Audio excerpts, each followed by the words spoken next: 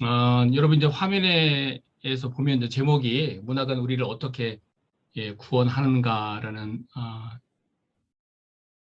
주제로 오늘 여러분과 함께 생각을 해보는 시간을 갖도록 하겠습니다. 여러분도 뭐 다들 느끼시겠지만 요즘 교회가 이렇게 여러모로 참 어려운 순간들을 우리가 맞고 있습니다. 그래서 지금 여러분이 개인적으로 하는 행보 하나하나가 굉장히 중요한데 그것을 저는 이제 공통분모를 문학이라는 것에서 찾아서 생각을 해보도록 하겠습니다. 저는 개인적으로 하나님의 천지창조가 창세기 1장, 2장에 나오지만 그것으로 완결된 것이 아니라 지금도 하나님의 천지창조는 계속되고 있다고 생각이 드는데 그렇게 생각하는 이유 중에 하나가 뭐냐면 제가 이제 좋은 문장을 만났을 때 그런 생각을 하게 됩니다. 작가들이 쓴 기가 막힌 문장들을 제가 이렇게 볼 때마다 이런 깊은 풍요롭고 멋진 생각들을 교회 안에서는 너무나 소수만이 느끼고 산다는 게 저는 그게 참 늘 안타까웠습니다. 오늘 숨과 쉼을 통해서 이 문학이 주는 풍요로움을 여러분과 함께 나누어 보고 또 이 문학이 주는 풍요로움이 단순히 그냥 개인적인 만족에 그치는 것이 아니라 그것이 우리가 살아가는 이 문화라는 것 속에 어떤 모습으로 나타나는지를 여러분과 함께 살펴보려고 합니다. 제가 이제 오늘은 이 문학을 시작하면서 너무 이렇게 거창하게 시작하지 않고 제 개인적인 경험을 한번 잠깐 나누면서 시작을 해 보겠습니다. 그리고 제가 이제 1시간 정도 제가 이제 강연을 하도록 부탁을 받았는데 앞부분에서는 제가 이제 책에서 몇몇 문장들을 인용해 가면서 그것이 이제 제 삶과 개인적인 삶과 어떻게 연결되었는지를 한번 설명을 드릴 거고 후반부에서는 보통 이제 우리가 버지니아 울프가 그 생각을 처음 했는데 나만의 공간을 한번 연결시켜서 생각을 해보도록 하겠습니다. 여러분이 이제 책을 읽으셨으면 30페이지에서 제가 이렇게 썼습니다. 변화는 자신도 모르게 모를 만큼 서서히 진행되지만 시간이 지나고 보면 분명한 족적을 남긴다. 이런 변화를 이끌어내려면 섬세하는데 섬세함은 문학을 읽는 사람만이 손에 넣을 수 있다. 그리고 이것은 생애 전반에 영향을 미친다. 이제 우리가 이제 많은 문학이 하는 많은 역할들이 있는데 저는 그 역할들 중에서 이제 섬세한 것을 한번 제가 선택을 해봤고요. 또 이제 섬세함 못지않게 중요한 것을 한번 제가 잠깐 개인적인 경험과 함께 나누고 싶습니다. 저는 이제 전공이 영문학이죠. 영문학을 하면 기본적으로 영어를 잘 해야죠. 그래서 저는 영어를 잘 하고 싶어가지고 지금은 영어 교재가 너무나 많지만 제가 공부했던 80년대에는 영어 교재가 변변한 것이 없었기 때문에 저는 이제 AFKN 뉴스 테이프를 구해서 들었습니다. 거의 매일 4시간 이상씩 한 문장 듣고 받아쓰기 하고 한 문장 듣고 받아쓰기 하고 이렇게 딕테이션을 했는데 굉장히 지루했죠. 뭐 지루한 정도가 아니라 너무 힘들었습니다. 무슨 말인지 못 알아듣는데 계속 받아쓰기를 해야 하니까. 그래도 어쨌든 그것이 이제 그 영어를 듣는 귀를 트이는 가장 좋은 방법이라고 하고, 당시 이제 외대 통역대학원에 들어가서 이제 통역을 전문적으로 공부하는 분들이 다 그런 식으로 공부를 한다고 제가 소리를 누군가로부터 들었기 때문에 그렇게 공부를 했습니다. 한 6개월 정도 공부를 했는데 여전히 영어가 안 들렸습니다. 그래서 저는 나는 안 되는가 보다 생각을 하고 공부를 포기했죠. 그리고 이제 그동안 6개월 동안 하루에 4시간 이상씩 많이 할 때는 10몇 시간까지 공부를 했는데 그렇게 공부한 노력이 너무 허사라는 생각이 들어서 허망했습니다.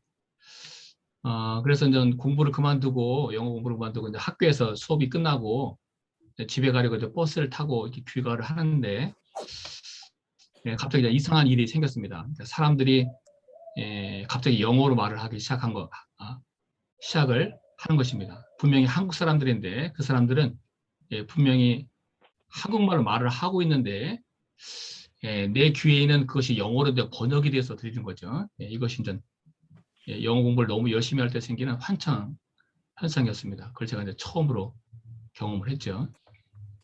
그리고 이제 그날 밤에 이제 집에 와서 이제 늦게 이제 잠이 들었는데 잠을 자는데 처음으로 이제 영어로 꿈을 꾸었습니다. 생애 처음으로 제가 꿈속에서 영어로 유창하게 영어로 대답하는 모습을 꿈속에서 내가 내 자신의 모습을 보면서 이놈 참 멋지다 이런 생각을 했습니다. 그리고 이제 그 꿈을 깨어난 뒤에 제가 이제 참 놀랐던 것은 뭐냐면 6개월 동안 내가 흘린 땀이 허사가 아니었구나.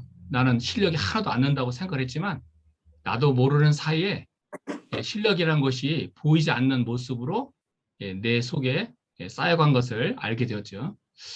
제가 그 영어로 처음으로 꿈을 꾸었던 그 순간을 기억을 합니다. 제가 이제 그 이후부터는 영어로 꿈을 자주 꾸었기 때문에 그리고 미국에서 공부하는 신학교 때는 뭐 너무나 많이 꿈을 꾸었기 때문에 그것이 익숙했지만 그 처음으로 영어로 꿈을 꾸었던 그 순간이 기억이 납니다.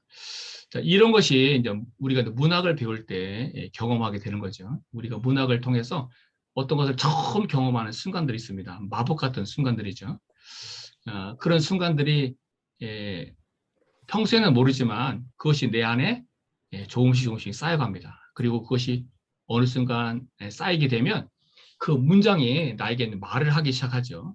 제가 책에서 쓴 많은 문장들은 그런 시간이 쌓인 흔적이죠. 오랫동안 내 마음속에 어떤 생각들이 쌓이고 문장이 쌓였는데 그것이 변화가 없었습니다. 근데 그것이 어느 날 나에게 말을 하기 시작한 거죠. 자기를 드러내고 싶다고.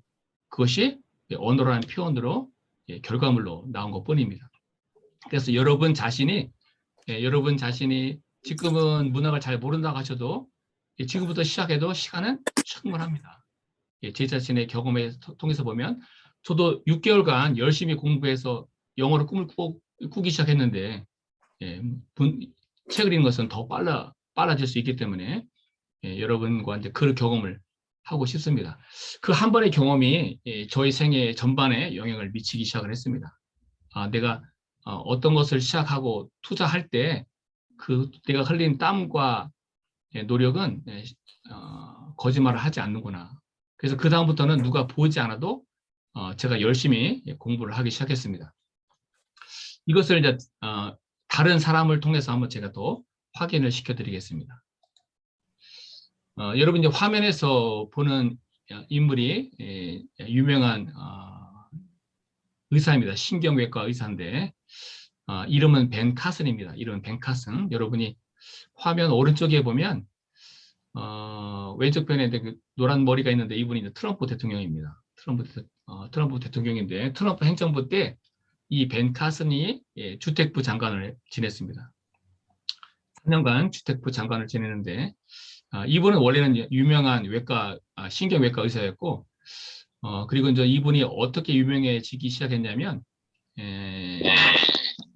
그 머리가 붙은 쌍둥이가 있습니다. 머리가 붙은 사람들이 있죠. 가끔씩 보면 장애를 갖고 태어나서 이렇게 머리가 붙은 쌍둥이가 있었는데 그 쌍둥이를 샴 쌍둥이라고 부르는데 그 쌍둥이를 세계 최초로 분리시키는데 성공한 의사입니다. 근데 이 벤 카슨을 저는 아주 오래전에 우연히 이제 Gifted Hands라는 왼쪽 화면에 보이는 이 책을 우연히 이제 읽게 되면서 제가 이제 이분을 알게 되기 시작했는데 이분에게 살아온 삶을 보니까 이분은 아주 가난한 흑인 미혼모에게서 태어났습니다. 저도 이제 흑인 동네를 여러 번 가보았기 때문에 그들의 삶을 알죠. 다들 비슷비슷합니다. 우리나라 달동네랑 비슷하고 굉장히 거칩니다. 그런 환경에서 자라던 아이였는데 어머니가 생계를 꾸리기 위해서 이제 부잣집에 우리식으로 얘기하면 식모살이를 갔습니다. 그리고 이제 이 어머니가 참 총명한 게 이 어머니는 배운 지식이 없음에도 불구하고 거기서 이제 부잣집 백인들이 어떻게 자기 자식을 가르치는지를 유심히 보기 시작했습니다. 그리고 이제 집에 돌아오면 자기가 본 그대로 자기 자식을 가르치기 시작했습니다. 그때 이제 이 자기 자식을 가르치는 것 중에 하나가 첫 번째가 뭐였냐면 옷을 항상 잘 입고 다니도록 교육을 시킨 것입니다. 옷을 잘 입고 다니도록. 그래서 어머니가 1년에 여러 번 사주지 않고 1년에 한 벌 사주는데 그 한 벌을 아주 비싼 옷을 사주었죠. 동네 사람들은 뭐 난리가 났죠. 그 뱁새가 황새에 쫓아가다 보면 가랭이가 찢어진다고 그런 식으로 욕을 했습니다. 근데 이제 늘 장난만 치고 늘 말썽만 부리던 이 아이가 옷을 이렇게 잘 입게 되는 순간부터 조금씩 달라지기 시작했습니다. 자기가 입은 옷이 비싼 옷인 줄 알으니까 아이 행동 거지가 조심스러워졌고 또 그렇게 늘 험하고 욕을 막 입에 달고 살던 아이가 이제 말을 조금 예쁜 말을 쓰기 시작을 했고 그리고 이제 책을 읽지 않던 애가 어느 날 이렇게 책을 이렇게 손에 끼기 시작을 했고 공부에 흥미를 갖기 시작했죠. 그리고 이제 결국에는 공부를 좋아하기 시작을 해서 공부를 잘하게 됐습니다. 공부를 잘하기 시작하니까 더 잘하고 싶어 하죠. 그래서 이 친구가 결국 이제 의대를 가게 되었습니다. 그리고 이제 의대에 가서 또 공부를 하는데 공부를 할 때도 조금 특이했습니다. 이 친구가. 벤 카슨이 어떻게 좀 특이했냐면 교수님이 이제 시험 범위를 내죠. 시험 범위, 뭐 중간고사, 기말고사 볼 때 시험 범위가 있는데 이 친구는 시험 범위를 열심히 공부를 합니다. 그리고 특이하게도 시험에 나오지 않는 것도 공부를 하는 거죠. 이게 다른 친구들과의 좀 차이점이었습니다. 그래서 친구들은 공부할 때 참 너는 특이하다. 넌 특이하다. 그렇게 농담을 했죠. 그래서 이 벤카스는 시험에 나오지 않아도 공부를 했습니다. 그게 참 놀라운 일인데. 그리고 이제 이 벤카슨이 공부를 할 때 벤카슨이 공부를 잘하고 그리고 이제 때가 돼서 이제 인턴을 하기 위해서 추천을 받아서 큰 병원에 갔습니다. 그리고 다행히 이제 붙어가지고 합격을 해가지고 회진을 돌 때 과장 선생님을 따라서 회진을 도는데 하루는 그 과장 선생님이 이제 병실을 돌면서 한 환자의 증상을 물었습니다. 근데 아무도 대답을 못했습니다. 그 대답을 벤 카슨만 했죠. 근데 그 과장 선생님이 물은 환자의 증상이 어려워서 답을 못한 것이 아닙니다. 왜 답을 못했냐면 그 환자의 증상은 학교 시험에는 나오는 문제가 아니었기 때문입니다. 벤 카슨만 답을 했죠. 그 한 번의 답이 과장 선생님한테는 굉장히 강렬한 인상을 주었습니다. 바로 우리가 살아갈 때 바로 그런 것들이 굉장히 큰 영향을 미치죠. 벤 카슨의 신학교 때 클래식 음악을 가끔씩 들었습니다. 공부하는 것이 너무 머리가 아프니까 머리를 좀 식히기 위해서 클래식 음악을 들었습니다. 의대 이제 9학년 때 이제 큰 병원에 가려고 인턴 면접을 볼 때 면접을 보던 학과장 선생님이 뭐 의학 지식을 물어본 것이 아니라 취미 생활을 물어보기 시작했습니다. 그때 클래식에 대해서 얘기를 했는데 그것을 1시간 가까이 설명을 했습니다. 그것이 과장 선생님한테는 강한 영향을 미쳤죠. 누구나 다 실력이 있죠. 그러나 플러스 알파 그것을 벤카스는 갖고 있었습니다. 이것을 다른 식으로 한번 설명을 해보겠습니다.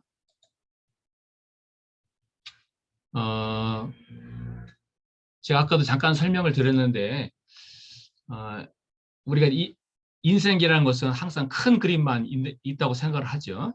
우리가 큰 사건의 연속이 나의 삶을 만든다고 흔히 그렇게 생각을 합니다.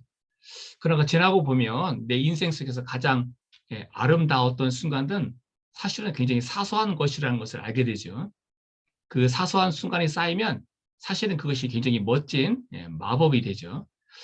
우리가 매 순간을 의미 있게 사는 건 참 쉽지 않지만 그래서 열심히 살다 보면 가끔씩 놀랍도록 큰 기쁨이 찾아오게 됩니다. 그것이 행복을 느끼는 순간이죠. 저는 이제 이런 생각들은 이제 막연하기는 했지만 이것이 이제 구체적으로 무엇인지에 대해서는 잘 몰랐습니다. 근데 제가 이제 누스바움 교수가 쓴 시적 정의라는 책을 우연히 이제 신문에서 그 책이 출간된 내용을 것을 보고 이 책을 이제 구해서 읽어야겠다 생각을 하고 사서 보다가 이 인생이란 총합을 계산하는 것이 아니라 한 폭의 그림을 그리는 것이라는 문장을 보게 되었습니다. 바로 이 문장을 보게 되었을 때, 내가 막연하게 생각했던 것에 대한 그림을 그릴 수 있게 된 거죠. 우리는 비슷한 생각을 하거나 어떤 생각을 하게 될 때, 그것이 이제 문장으로 정리가 되지 않으면 사실은 우리가 안다고 말하기는 어렵습니다. 그러니까 혼란스러운 생각들이 우리가 끊임없이 일어난 이유가 그 혼란스러운 것들이 사실은 분명한 그림으로 정리정돈이 되어 있지 않기 때문입니다. 성경에 보면 베드로가 예수님을 부인한 다음에 굉장히 혼란스러운 시간들을 갖죠. 그때 예수님이 베드로의 혼란을 너무나 간단하게 정리정돈을 시키죠. 그 말이 너는 나를 사랑하느냐. 너무나 간단하게 그 혼란을 정리정돈을 시키죠. 바로 이제 그런 혼란이 정돈되는 순간 같은 순간이 옵니다. 저에게도 그런 혼란들이 오랫동안 있었죠. 열심히 논문을 쓰고 글을 쓰고 했지만 아무리 노력을 해도 저한테 이제 기회라는 문이 열리지가 않았습니다. 끊임없이 글을 써서 출판사에서 계속 보내도 계속 거절 편지가 오기만 해서 저는 굉장히 힘들었죠. 그때 저는 그때 어떻게 제가 제 스스로에게 얘기했냐면 아까 제가 영어 공부를 했듯이 내가 흘린 노력에는 반드시 결과가 있다는 것을 제가 한번 경험을 확실하게 했기 때문에 나에게도 언젠가는 반드시 순서가 온다고 생각을 했습니다. 나에게도 언젠가 반드시 순서가 오는데 다만 내 순서가 다른 사람들보다 조금 늦을 뿐이다 이렇게 생각을 했죠. 지금 우리가 살아가는 21세기 시대에는 가장 필요한 사람이 이제 어떤 사람이냐면 이제 새로운 길을 만드는 사람입니다. 어떤 생각을 맨 처음 할 줄 아는 사람이 굉장히 중요하죠. 노벨상도 이런 기준으로 시상을 합니다. 노벨상은 뛰어난 업적을 이룬 사람한테 노벨상을 주는 것이 아니라 그런 생각을 맨 처음 한 사람에게 상을 주죠.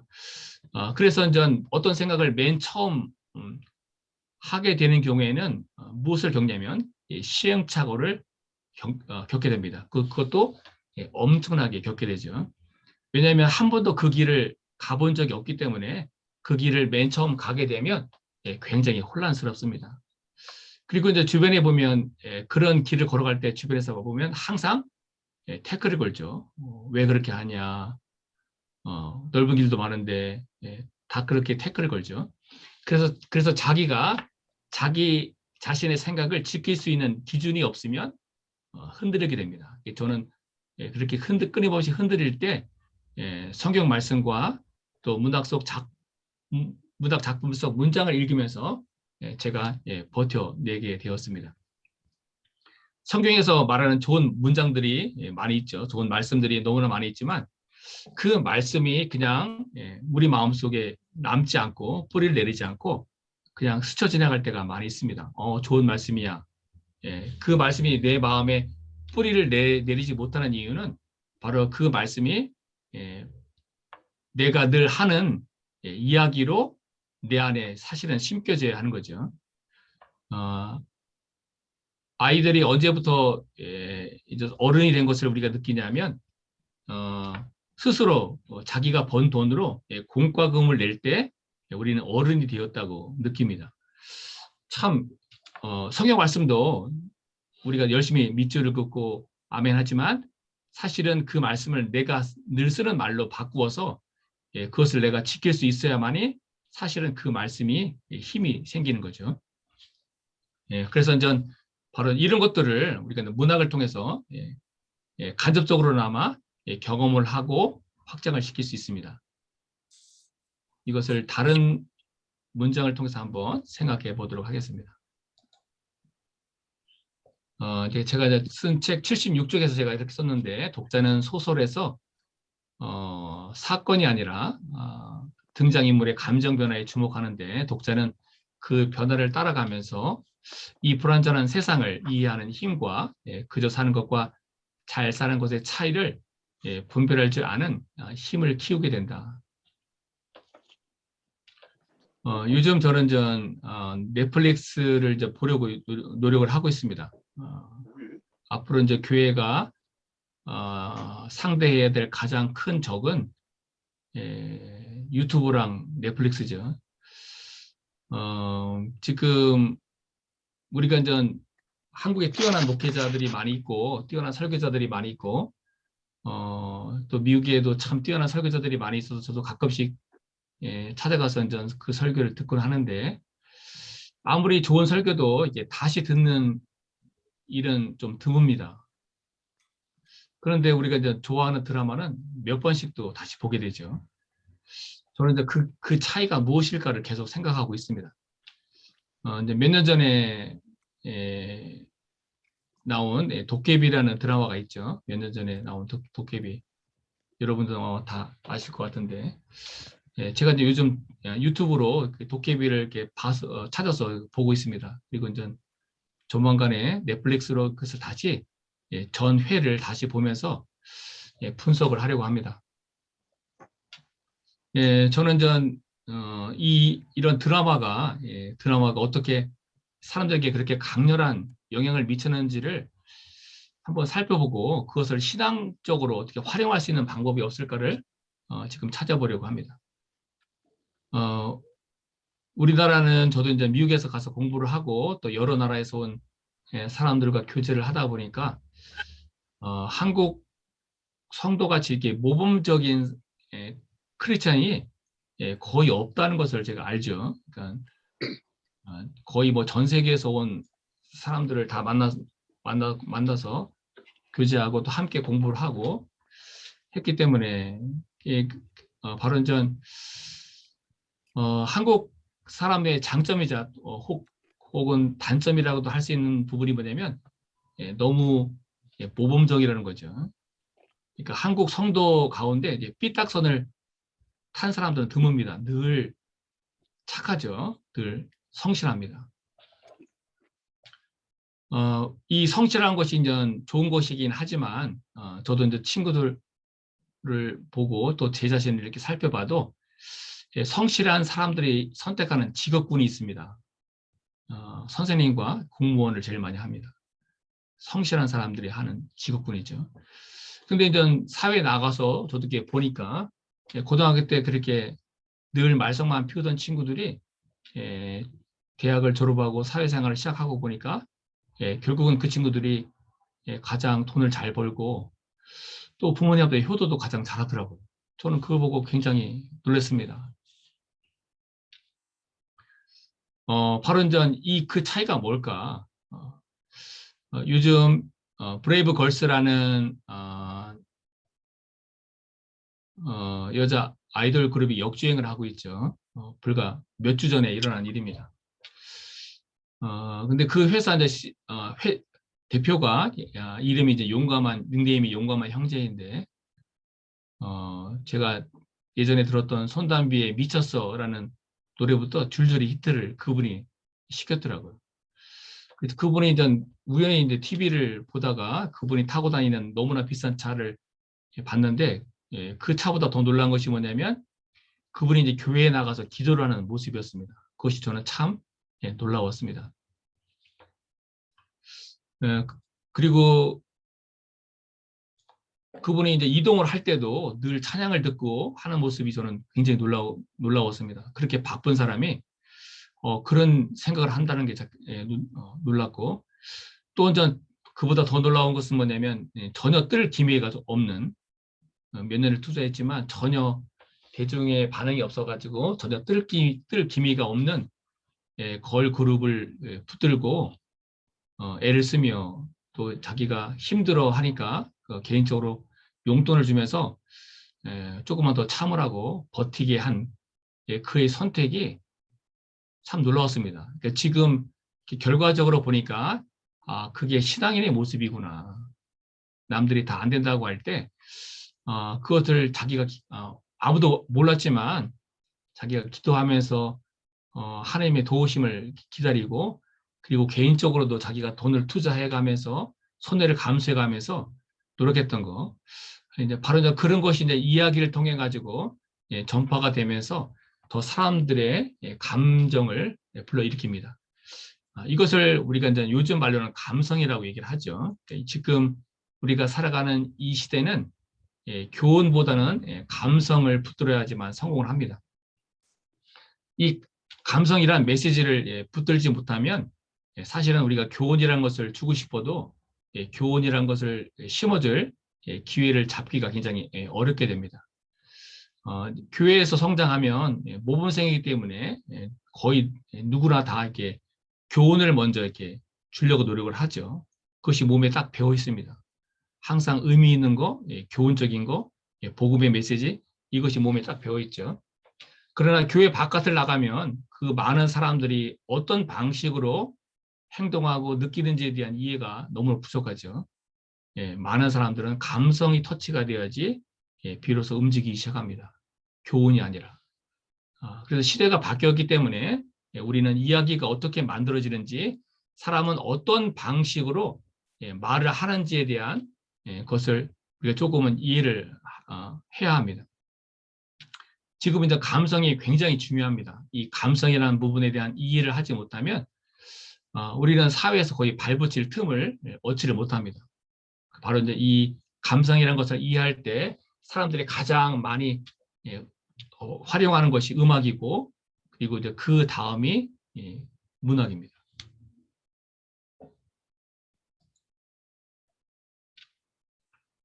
요즘 제가 책에서도 썼지만 우리가 이제 신앙적으로 깊어진다는 것에 대한 기본적인 이해가 조금 새로운 방식으로 우리에게 적용이 되어야 하지 않나 그런 생각을 합니다. 저도 예전에는 문학을 공부하고 특별히 제 전공이 이제 20세기 미국 현대 시였기 때문에 저는 뭐 거의 대다수의 시간을 학술 논문을 읽는 데 보냈죠. 뭐 거의 10년 이상을 학술 논문을 읽는 데만 보냈습니다. 그 논문들도 너무 많았기 때문에 뭐 정신이 없었죠. 끊임없이 쏟아지는 좋은 논문을 제가 그렇게 많이 읽었기 때문에 제가 이제 글을 쓰면 굉장히 잘 쓸 거라고 생각을 했습니다. 근데 글이 쓰여지지 않는 겁니다. 그렇게 많은 지식을 갖고 있었는데 그 지식이 문장으로 표현이 되지 않는 것을 제가 느끼면서 굉장히 방황을 했던 기억이 납니다. 제가 석사과정 때도 그랬고 박사과정 때도 그랬고 그 긴 시간을 그렇게 어려운 학술 논문들을 수없이 많이 읽고 정리하고 또 학술 서적들, 비평서들을 그렇게 많이 읽었는데 제 생각이 너무나 깊지 않다는 것에 대해서 절망을 느꼈죠. 그때는 그걸 어떻게 해결해야 될지를 몰랐습니다. 그것을 누구한테 물어볼 사람도 없었고 또 저한테 가르쳐줄 사람도 없었기 때문에 그냥 혼란스러웠죠. 저는 제가 생각할 때 제가 이제 박사를 받은 뒤에 3년간 공부를 안 했습니다. 3년간 공부를 안 한 이유가 뭐냐면 너무나 허망했기 때문에 박사를 딴 뒤 정상에 올라가서 제가 이제 학부 때 박사가 되면 제가 이제 깊어질 거라고 생각을 했습니다. 그래서 어떤 분야에 대해서 내 자신의 생각을 내 자신의 말로 설명할 수 있을 거라고 생각을 했죠. 그래서 열심히 논문을 썼고 논문도 잘 써서 단번에 통과가 되었는데 굉장히 혼란스러웠습니다. 그렇게 단번에 통과가 되고 또 많은 대학원생 중에서 가장 짧은 시간에 박사를 했음에도 불구하고 제가 제 자신의 말로 설명을 할 수가 없는 것에 대한 난감함, 저는 깊지 않았던 거죠. 정보의 양은 엄청났지만 제가 제 머릿속에 갖고 있던 정보의 양은 뭐 너무나 엄청나게 많았지만 그 정보가 지혜로 바뀌지는 않은 거죠. 그냥 저는 정보의 갖고 있었던 것입니다. 그러니까 혼란스러운 거죠. 그리고 또 그 이후에 3년간 공부를 하지 않았습니다. 너무나 내 자신에게 실망했기 때문에. 그리고 이제 그 시간이 지나고 난 뒤에, 예, 시간이 지나고 난 뒤에, 조금씩 조금씩, 하느님이, 저를 이제 문학으로 다시 이끄신다는 느낌을 받았습니다. 그래서 이제 문학을 다시 읽기 시작을 했죠. 그때 문학을 읽게 된 것이 이제 미국 문학이 아니라 이제 그때는 세계 문학을 읽기 시작했습니다. 저한테 대학에서 주어진 과목이 세계 문학이었고 또 영어권 문학이었기 때문에 미국과 영국 사람이 쓴 작품은 아니지만 영어로 쓴 작품들을 제가 이제 가르치게 되면서 저도 이제 공부를 해야 했고 공부를 하다 보니까 뭐 아프리카 문학뿐만 아니라 인도 문학, 중동 문학, 남미 문학 작품 중에서 영어로 쓰여진 작품들을 뭐 다시 읽기 시작을 했죠. 그리고 그 작품들을 읽기 시작을 하면서 그 속에 있는 문장들이 제 속에 있는 문장들과 연결되는 것을 느끼기 시작을 했습니다. 처음에는 그 연결이 굉장히 어설프게 진행이 됐지만 그것이 계속 반복이 되면서 내가 논문만 읽었는데 그 논문 속에 있는 어떤 문장들과 제가 문학 작품 속 문장들이 서로 이게 연결되고 접합이 되기 시작을 했습니다. 그러면서 제가 이제 깊어진다는 것이 무엇인지를 알게 되었습니다. 요즘 예능 프로그램에 보면 전문가들이 등장을 하는데 그 전문가들 중에서 특히 사랑을 받는 전문가들이 있습니다. 그 전문가들은 대중과 소통을 잘하는 사람들이죠. 대중이 원하지만 그 원하는 것을 그 자신도 정확하게 설명하지 못할 때 그것을 딱 떨어지게 설명하는 사람이 지금은 가장 대중들이 원하는 전문가죠. 바로 그런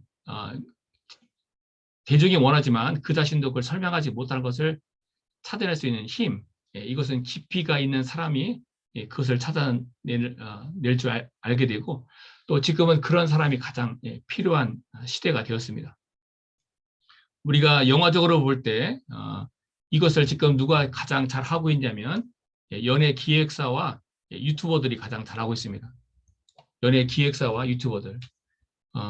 그래서 공대 출신들은 뭐 네이버나 카카오나 이런 데를 지원을 하겠지만 문과생들 중에 공부를 잘하는 똑똑한 친구들은 연예 기획사에 들어가고 싶어 합니다.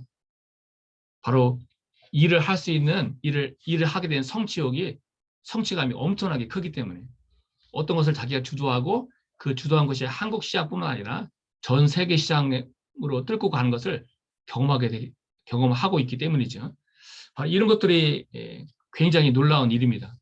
그런 것들을 예전에는 미국이 주도했고 한때는 일본도 잠깐 주도했는데 그것을 지금 한국이 하고 있죠.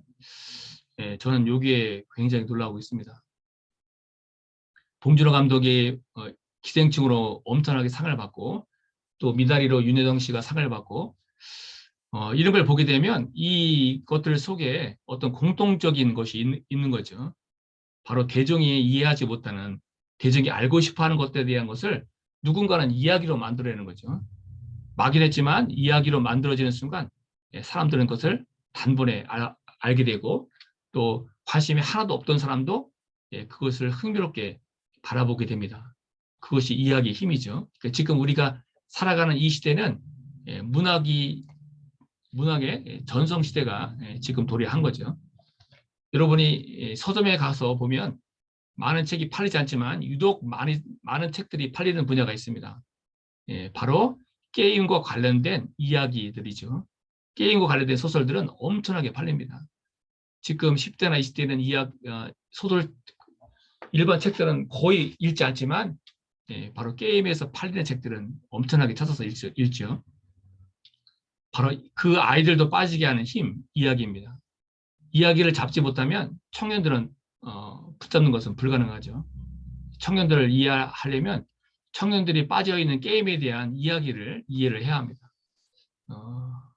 그것을 조금 다른 식으로 한번 생각을 해보려고 합니다.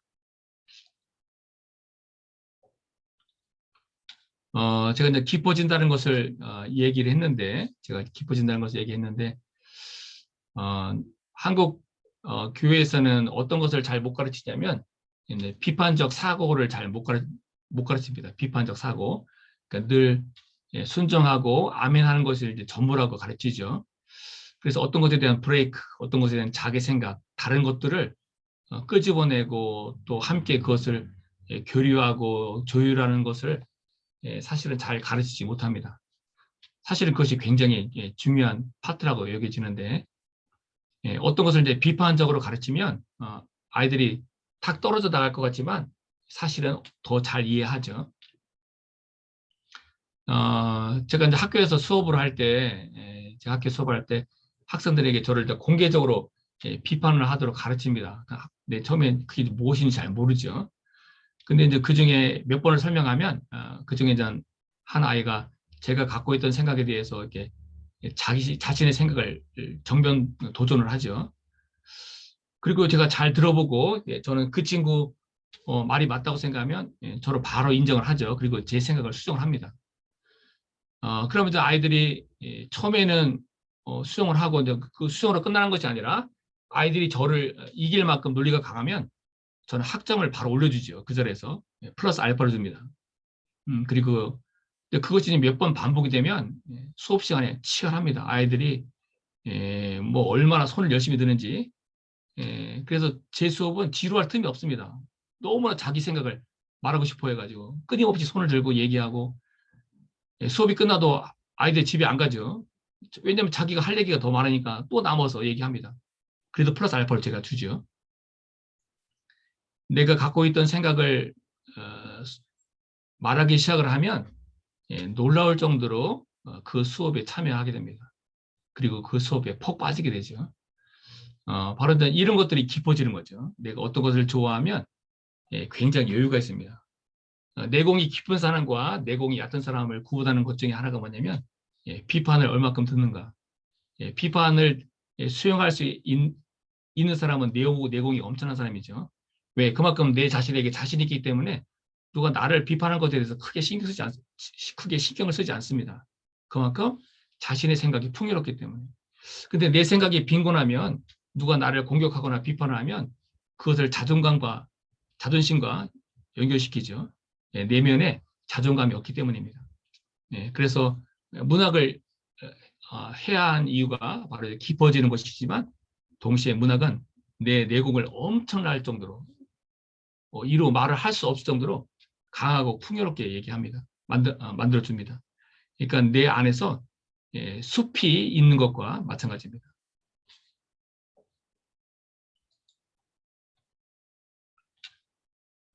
인류가 직면한 혹은 한국 사회나 교회가 직면한 여러 가지 문제를 풀 수 있는 방법은 무엇일까? 여기에 뭐 사회학자나 정치학자나 각자 자기 나름대로의 답이 있을 것입니다. 그러나 저는 지극히 상식적으로 생각을 한다면 저는 결국은 개인의 문제라고 생각을 하죠. 올바르게 사는 개인의 문제.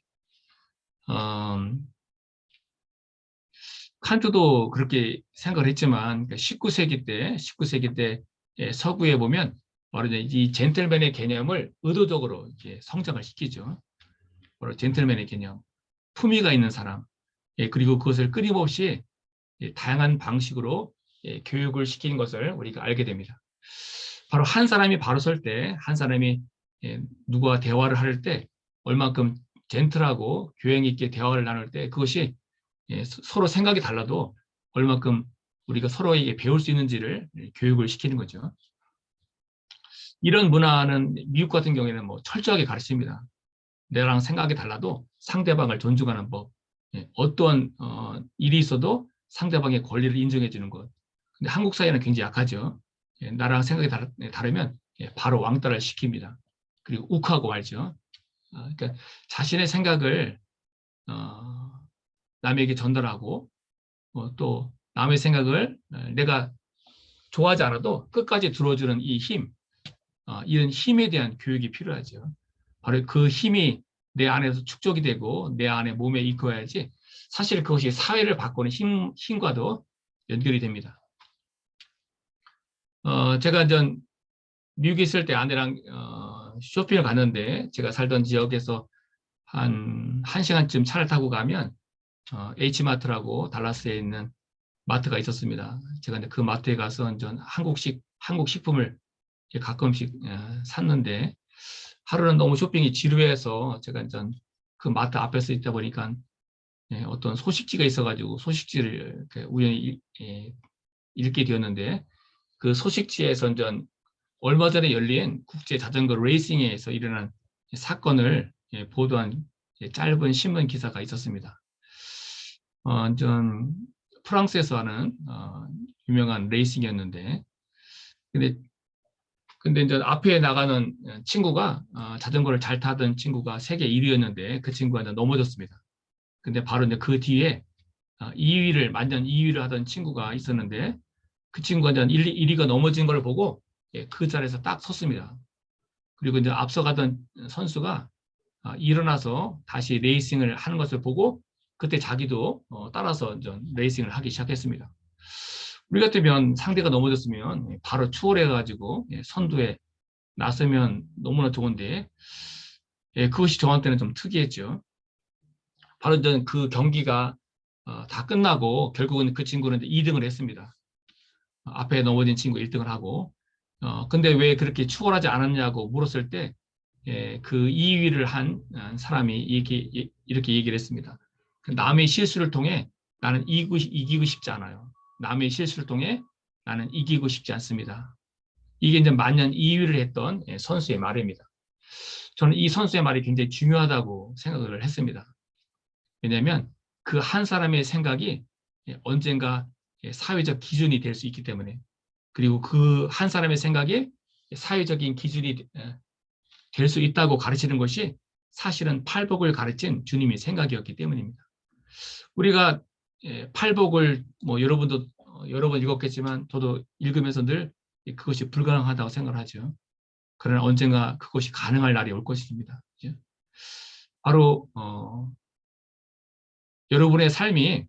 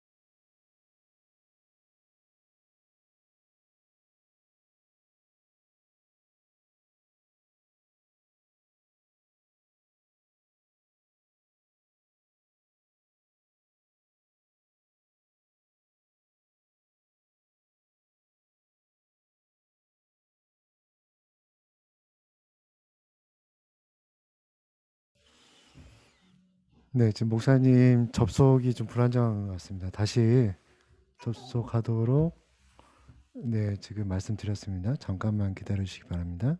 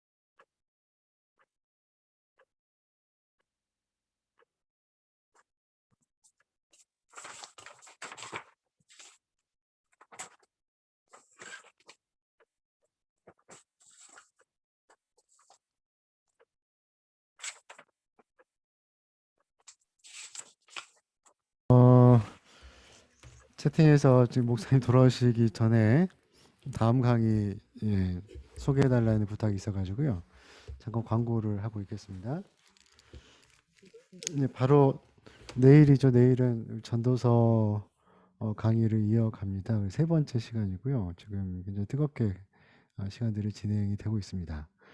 4월에는 전도서 네 번째 강의까지 이루어지고요. 그리고 5월에는 지혜란 무엇인가라는 주제로 또 그 잠언, 전도서 이런 지혜서들을 관통하는 지혜 자체에 대해서 우리가 이야기를 듣는 네 번의 또 강좌가 준비되어 있습니다.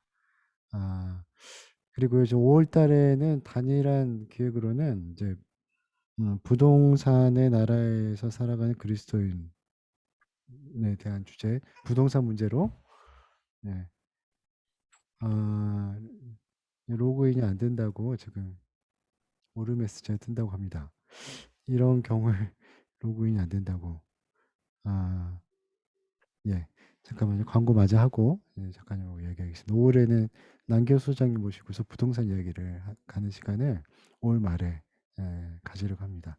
그 이후의 계획들도 지금 천천히 이루어지고 있기 때문에 계획이 되는 대로 여러분들에게 광고하도록 하겠습니다. 잠깐 작가님하고 좀 통화를 좀 해봐야 될 것 같습니다.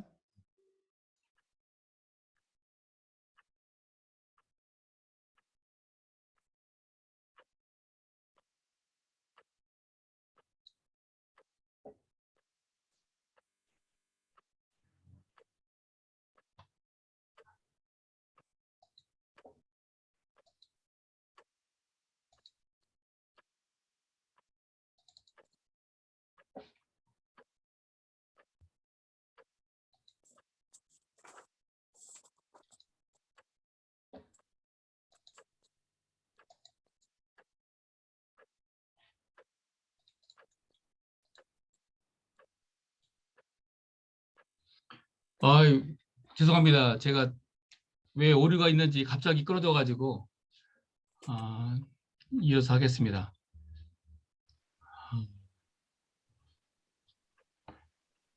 너무나 시간이 빨리 가가지고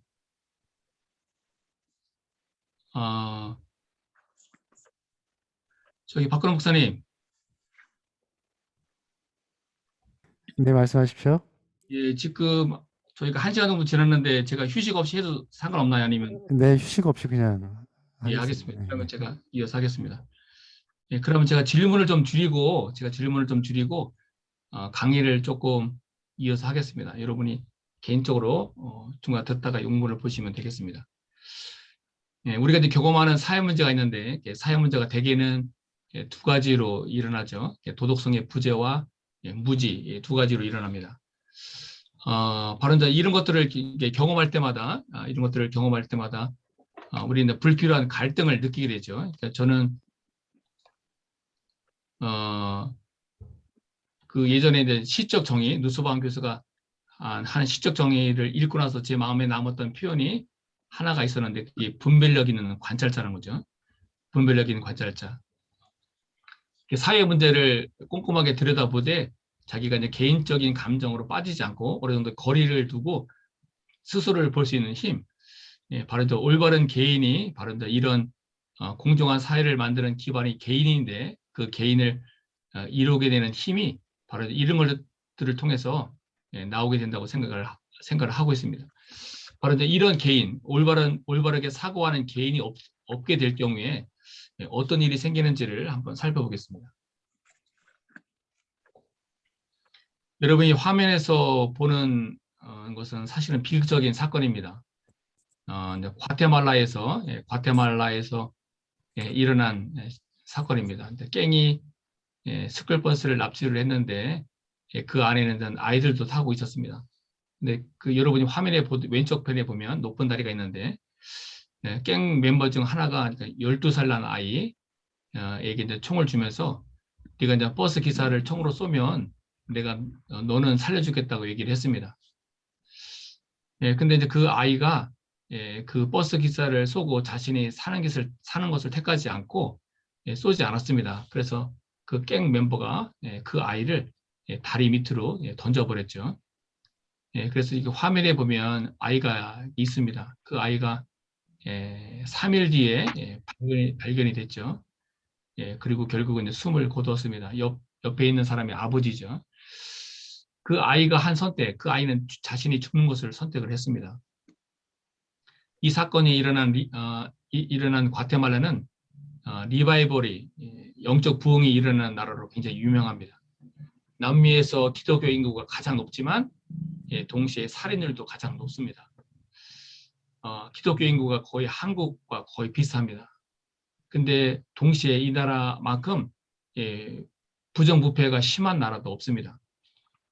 바른전 이런 것들이 우리가 신앙생활뿐만 아니라 그 사회를 살펴볼 때 보게 되는 고민거리입니다. 이번엔 이것을 조금 프레임을 바꿔서 한번 살펴보도록 하겠습니다.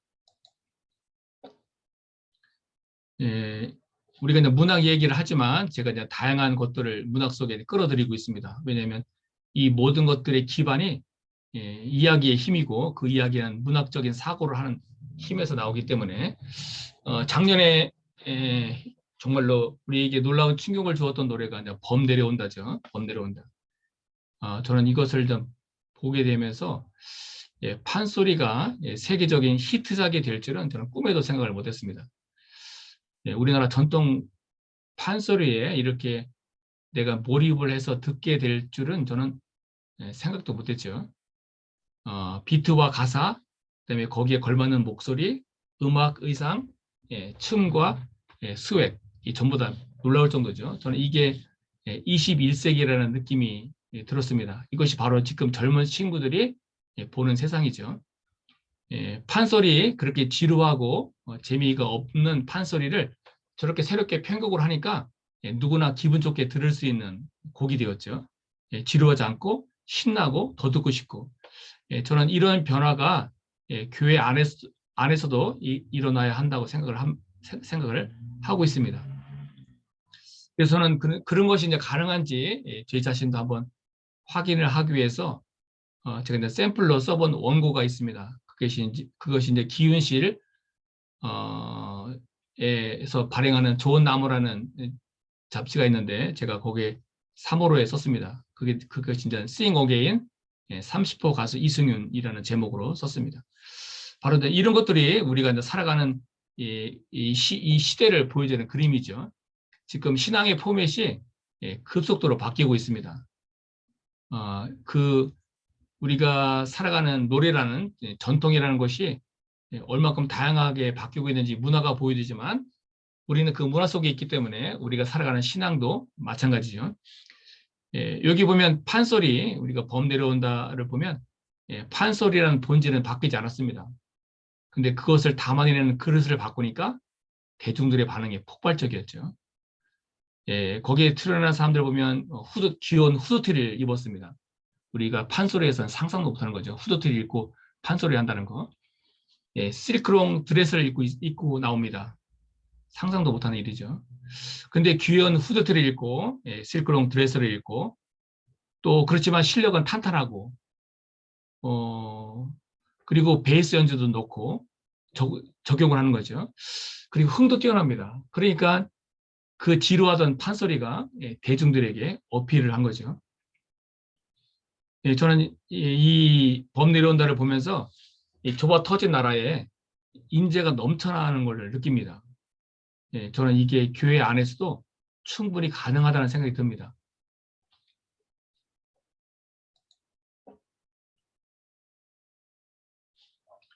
우리의 삶에는 질서 정연한 것도 있고 무질서한 것이 있죠. 우리가 교회 안에서 일어나는 많은 것들은 다 질서 정연합니다. 논리적이고 합리적이고 복음적이고 근데 교회 바깥으로 나가면 다 혼란스럽죠. 굉장히 혼란스러운 것이 많이 있습니다.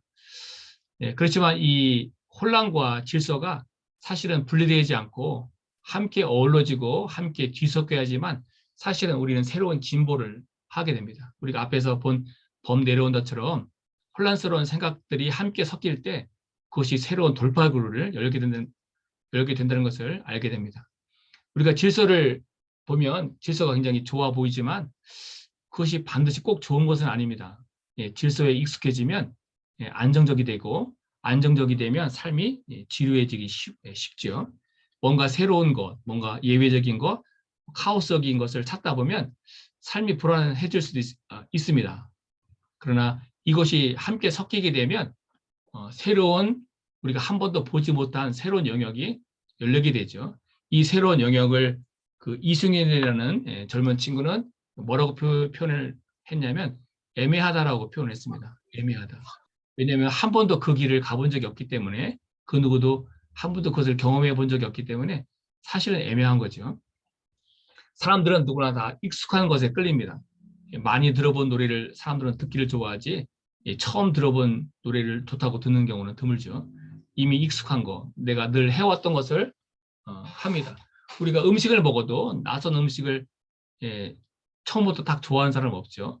늘 먹었던 음식, 이 맛을 아는 음식을 우리가 찾게 되어 있습니다. 그래서 근데 우리 그래서 이승윤이 애매하다고 표현한 것이 사실은 맞는 거죠. 그러나 그 애매한 것이 사실은 새로운 길을 여는 돌파구이기도 합니다. 저는 이것을 조금 다른 식의 방식으로 한번 생각을 해보려고 합니다. 우정이라는 것을 여러 사람들이 표현을 했지만 저는 개인적으로 페이스북 CEO가 한 말을 제일 좋아합니다. 그것을 한번 보여드리겠습니다. 우리가 잘 아는 마크 주커버그가 우정이라는 것을 어떻게 설명을 했냐면 개인적인 자잘한 정보의 교환 이렇게 표현을 했습니다. 영국에 이제 유명한 소설가가 있는데 J.D. 스미스라는 소설가가 있는데 그 소설가가 쓴 서평을 제가 우연히 이제 보게 되었는데 그 서평 속에 나오는 표현이었습니다. 우리가 이제 친한 친구일수록 뭐 크고 중요한 문제를 서로 이렇게 나누는 것이 아니라 사실은 소소한 일상을 나누는 거죠. 그러니까 내가 요즘 어떤 고민을 하고 있는지, 무엇을 먹었는지 그런 소소한 일상을 사실은 나누는 사람이 진짜 친구인 거죠. 바로 그런 소소한 일상을 가장 잘 풀어내고 가장 열심히 설명하는 것이 바로 문학이고 문학 중에서도 소설이 그것을 설명하고 있습니다. 소설 속 문제를 이렇게 보다 보면 커다란 문제 속에는 언제나 작은 문제들이 있고 또 그 문제들이 커 보여도 또 작은 문제를 하나하나 풀다 보면 커다란 문제도 어느 순간에 풀리는 것을 이렇게 보게 되죠.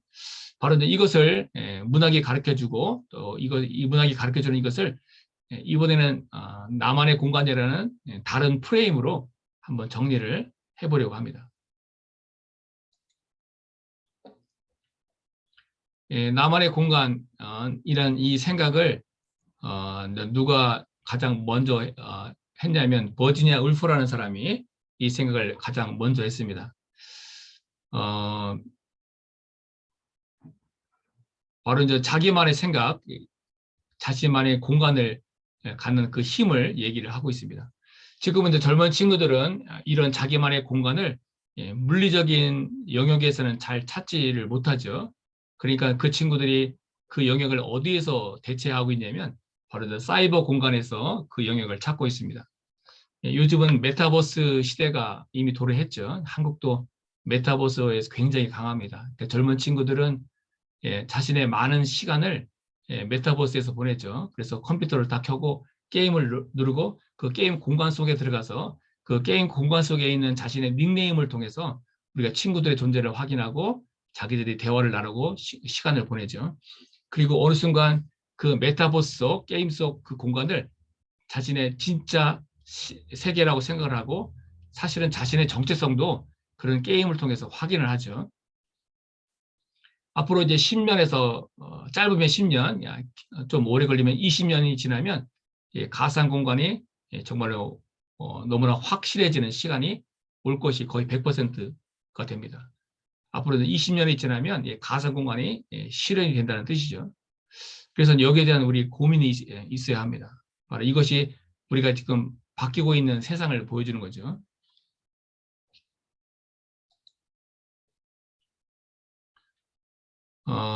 제가 이제 가상 공간이라고 엄청나게 큰 이야기를 했는데, 그런 가상 공간에 사실은 사람들이 빠지는 이유가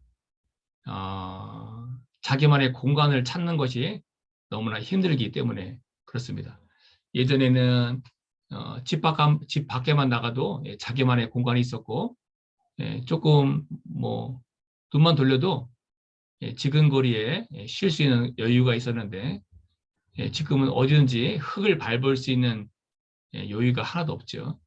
지금은 뭐 하늘을 볼 수 있는 마음의 여유도 없습니다. 저희 아이들이 어렸을 때 여기 화면에 보면 책상이 있는데 그 책상 밑에 아이들이 들어가서 누워 있는데, 제가 아이들이 어렸을 때 이 책상 위에다가 제가 얇은 이불을 덮었습니다. 그럼 바로 텐트죠. 그럼 전 이야기 그 안에 들어가서 제가 아이들에게 그림책을 읽어줬죠. 왜냐면 이제 교육학자들이 그렇게 하라고 하니까 그렇게 했습니다. 근데 이제 한두 번이지 너무 힘이 들어가지고 제가 이제 큰애한테 그랬습니다. 밖에 뭐가 보이는지 한번 보고 오라고 얘기를 했습니다. 잠시 쉬려고. 근데 아이가 그 이불 바깥으로 머리를 잠깐 내밀더니 뭐라고 하냐면, 아빠 곰이 와, 이렇게 얘기했습니다. 아빠 곰이 와. 근데 그 얘기를 듣는 순간 둘째가 이제 비명을 지르면서 막 제품에 무섭다고 파고든 기억이 납니다. 아이가 몰입한 거죠. 너무 지나치게. 이불 속에서 일어난 일인데 아이들의 상상력이 그렇게 빨리 확산이 되는 거죠. 그것이 지금 젊은 친구들이 가상 공간 속에서 느끼는 내용입니다. 아이들이 그 속에 들어가 있는 순간은 행복을 느끼고, 그 속에 들어가 있는 순간은 자신의 자존감이 높아지죠. 그러니까 게임을 하지 말라고 할 수가 없는 겁니다. 아이들은 그 안에 들어가 있을 때 자기가 보호받는다는 느낌을 받기 때문에. 그래서 우리는 공간에 대한 이해가 필요하죠. 아이들이 게임을 하지 말라고 해서 문제가 풀릴 수 있는 것이 아니라, 그 아이가 왜 게임에 빠져들어 있을까를 고민하고 그거를 빼내올 생각을 해야 되는 거죠. 이것은 동물도 마찬가지입니다. 여러분이 화면 속에서 보면 강아지가 있죠. 우리가 보면 저 좁다란 속에 왜 바보같이 들어가 있을까 생각하지만, 그 속에 들어가 있을 때 가장 행복감을 느끼는 거죠. 바로 이것이 공간이 주는 힘이고, 이것이 심리적인 힘이기도 합니다. 이것을 이제 문학으로 한번 제가 설명을 한번 해보겠습니다. 왼쪽 편에 보면 이제 모두가 헤어지는 하루라는 제목이 붙어 있는데, 이것은 소설집입니다. 오른쪽에 있는 작가가 이제 서유진이라는 젊은 작가인데, 이 작가가 쓴 단편 소설들을 모아놓은 소설집입니다. 우리가 살아가는 삶에서 오는 피로감이 있죠. 인간관계에서 오는 피로감이 있습니다. 우리가 그것을 비워내는 시간도 필요하지만, 사실은 그런 피로감을 비워낼 수 있는 공간도 필요한 거죠. 젊은 아이들이 게임을 하는 이유는 삶에서 오는 피로감을 풀 수 있는 방법이 게임밖에 없기 때문에 그렇습니다. 이 소설집에 보면 휴가라는 단편 소설이 나오는데, 이 남자가 남편이 이제 힘들게 휴가를 냈습니다. 근데 늦잠을 자는 바람에 휴가를 막 뭉개버리게 됐죠. 그래서 이제 아내 눈치를 보면서 아파트 바깥으로 나와서 담배를 핍니다. 자신이 편하게 쉴 수 있는 공간이 어디에도 없었기 때문에 그렇죠. 유튜브에 보면 바로 이제 이런 공간을 찾지 못했던 사람들이 은퇴한 후에 처음으로 그런 공간을 찾게 되는 삶의 이야기가 나옵니다.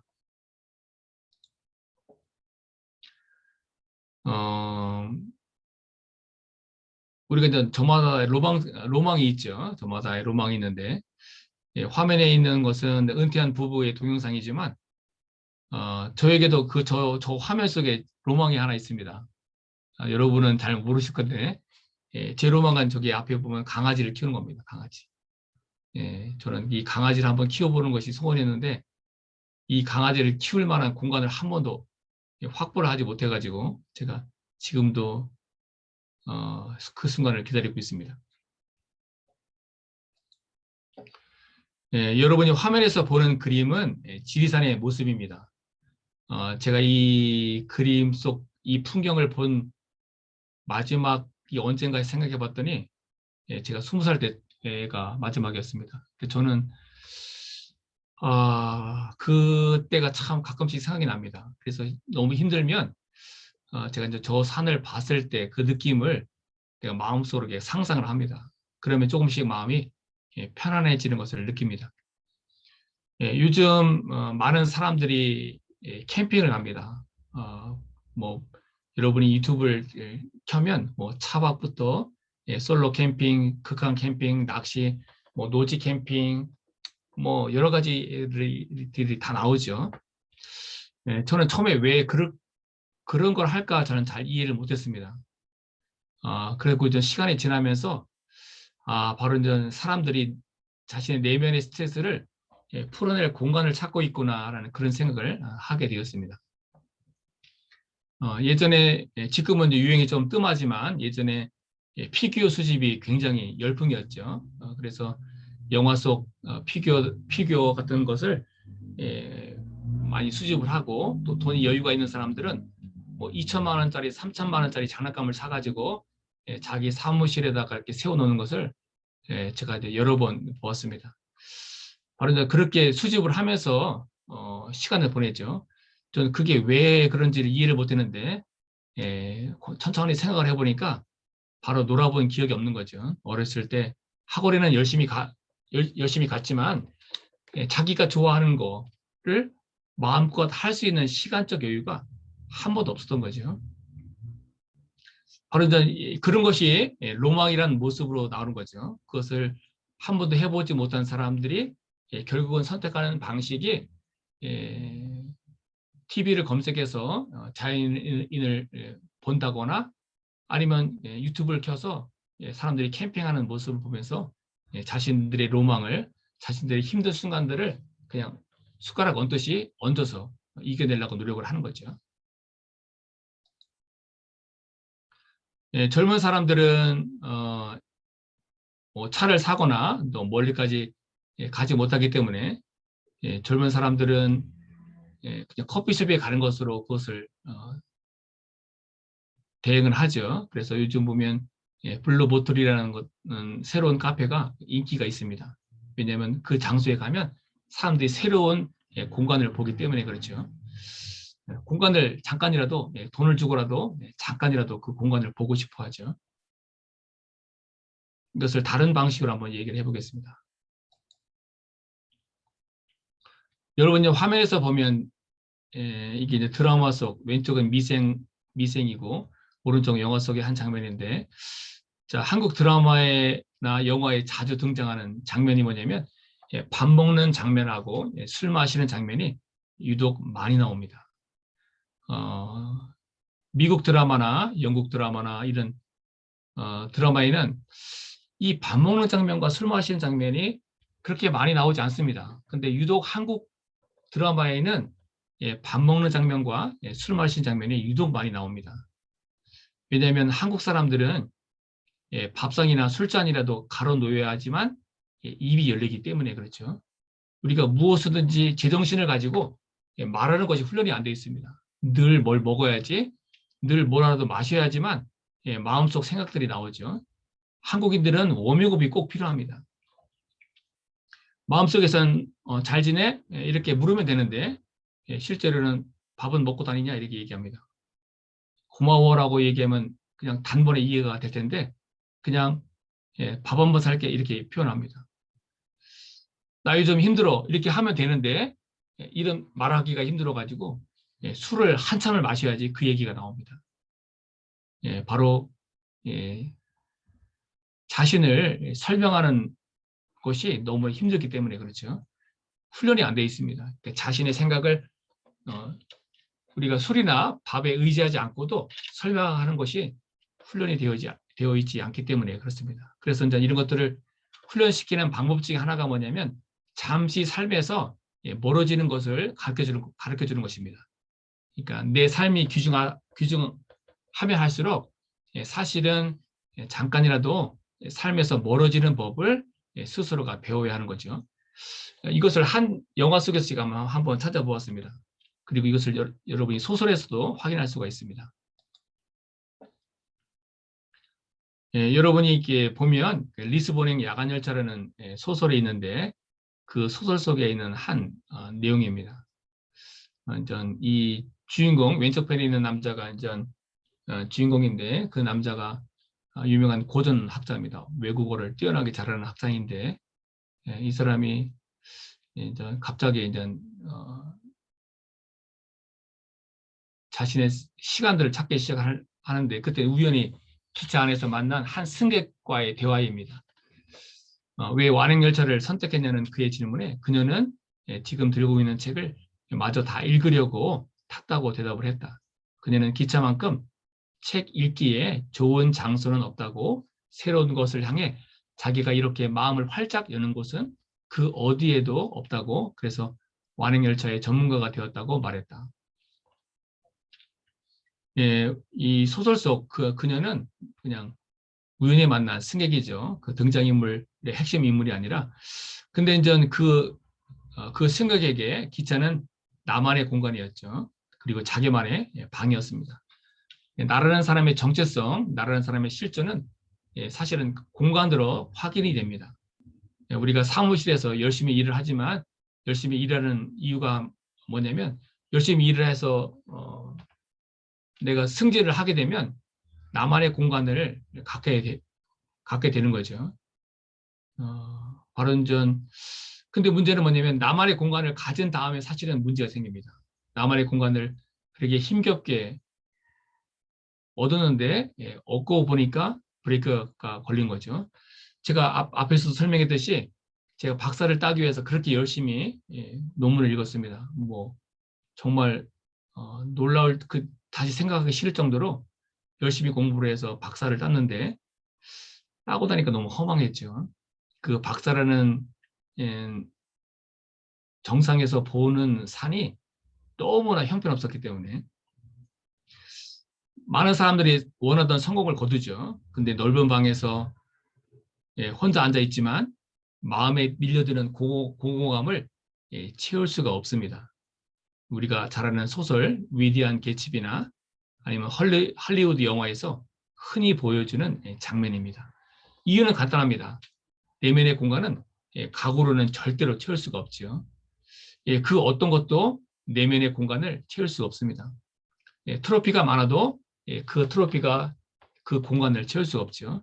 그 내면의 공간을 채울 수 있는 것은 행복한 기억들 뿐입니다.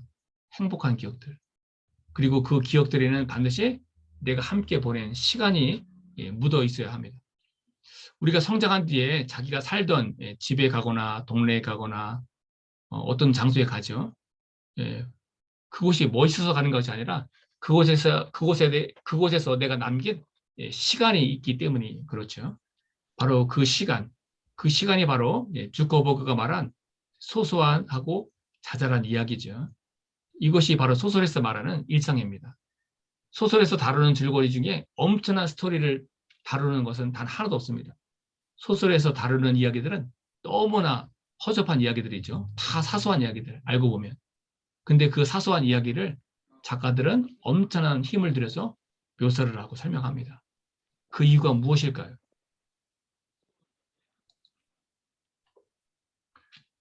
여러분이 화면에서 두 가수가 보입니다. 왼쪽 편에는 이효리라는 가수고 오른쪽에는 아이유라는 가수입니다.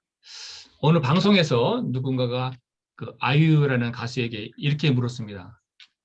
힘들 때 어떻게 그걸 이기나요? 이렇게 물었습니다. 힘들 때 어떻게 그걸 이겨내는지를 물었습니다. 그때 아이유가 대답을 했는데 그 대답이 뭐냐면 가끔 져요. 이렇게 답을 했습니다. 가끔 져요. 저는 그게 참 멋진 대답이라고 생각을 했습니다. 가끔 진다는 그 말이. 우리는 항상 어떤 힘든 것을 꼭 이겨내야 하는 것으로 여기게 되죠.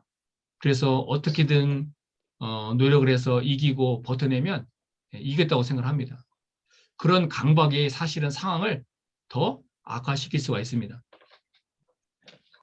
이유리는 아이유랑 달리 좀 화려한 가수죠. 퍼포먼스도 강하고. 근데 이 효리라는 가수가 남들의 시선 때문에 명품에 돈을 썼지만 자신을 위해서는 제대로 돈을 써본 적이 없다고 합니다. 늘 가족을 위해서 일을 하고 뭔가를 희생을 하고 때로는 팬들의 기대를 채워주기 위해서 살았죠. 그래서 자존감이 굉장히 낮았습니다. 그런데 이제 반려견을 키우면서 그리고 어느 순간에 자신에게 너가 좋아하는 것이 뭐니라고 물었습니다. 그가 자신에게 너는 뭘 좋아하니? 그리고 생각해 보니까 자신이 뭘 좋아하는지를 몰랐습니다. 그래서 자신이 뭘 좋아하는지를 알게 되면서 처음으로 이 자존감이 높아지기 시작했죠. 우리가 사는 것은 쉽지 않습니다. 그리스도인으로 사는 것은 더 쉽지 않죠.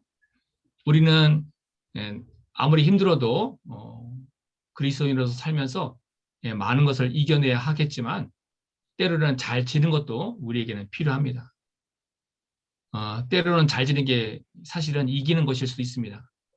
우리는 늘 이겨야 한다고 생각을 하게 되면 한 번이라도 질 경우에 자학을 하게 되죠. 이번에는 이겨내지 못했어도 이번에는 졌어도 다음에 잘하면 돼라고 생각하면 마음의 여유가 생기고 편안해지죠. 그러면 힘든 상황도 이겨낼 수 있는 힘이 생기게 됩니다. 오늘 강의를 제가 이제 마지막으로 시 한 편, 여러분이 잘 아는 시 한 편을 함께 읽으면서 강의를 마치겠습니다. 여기 보면 우리가 잘 아는 나태주 시인의 풀꽃이라는 시의 전문이죠. 자세히 보아야 예쁘다. 오래 보아야 사랑스럽다. 너도 그렇다. 바른전 우리가 많은 것을 사랑을 해야 우리가 그리스도인으로 살게 되면 가장 많이 느끼는 것이 책임감이죠. 그리스도인으로 살게 되면 누구나 다 강한 책임감을 느낍니다. 그렇게 책임감이 많을수록 여러분이 돌봐야 될 가장 중요한 사람은 바로 자기 자신입니다. 내가 내 자신을 충분히 사랑을 해야지 내가 그 사랑 덕분에 그 사랑을 다른 사람에게도 흘려보낼 수 있죠. 내가 내 자신을 충분히 사랑하고 예뻐해주고 채워주지 못하면 우리는 금방 고갈이 되죠. 바로 그래서 문학은 바로 내 자신을 채워주는 역할을 합니다.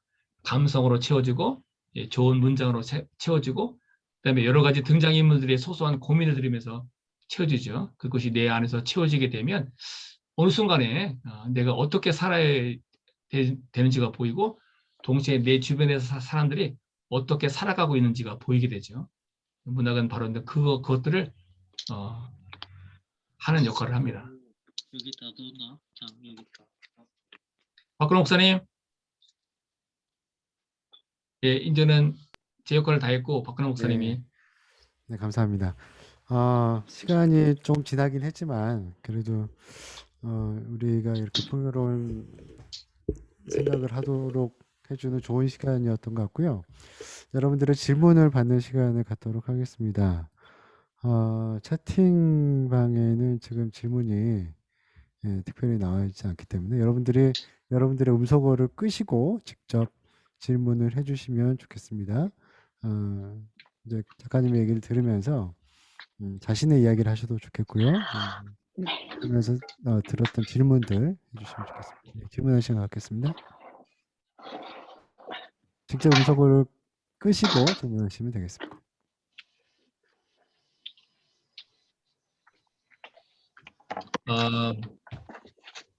교회 안에서 자기 생각만 옳다고 하는 사람들이 굉장히 많이 있죠.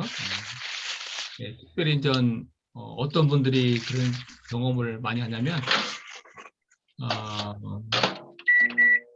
그것을 제가 쓴 책에서는 뭐라고 표현했냐면 한겹 인생을 사는 사람이라고 표현했습니다. 한겹 인생. 한겹 인생은 나만 아는 인생이죠. 그러니까 내가 경험하지 못하는 것은 다 틀렸다고 생각합니다. 그러니까 독서의 폭이 좁으면 자기가 살아온 삶의 폭이 좁으면 공감하는 힘이 급속하게 줄어들죠. 그러니까 그런 사람을 이기기는 굉장히 어렵습니다. 안타깝게도. 그래서 캐나다의 유명한 심리학자가 어떤 얘기를 했냐면 말이 통하는 사람과 대화를 해야지 내가 그 사람을 이길 수 있다고 얘기를 했습니다. 말이 통하는 사람. 그러니까 말이 통하지 않은 사람은 어떤 경우든지 이길 수가 없습니다. 그래서 자기만 옳다고 하는 사람은 사실은 말이 통하지 않은 사람이기 때문에 여러분이 이긴다고 생각을 하시면 안 됩니다. 그냥 그 사람을 가능하면 품고 가는 방법을 찾아야 되지. 왜냐면 그 사람은 말이 통하지 않기 때문에. 기본적인 논리라는 것을 이해 못하면 이기는 것은 불가능합니다. 왜냐면 억지만 쓰기 때문에. 그래서 그런 분 같은 경우에는 참 안타깝죠. 특히 이제 목회자가 그런 경우를 전 몇 번 경험했는데 참 안타까웠습니다.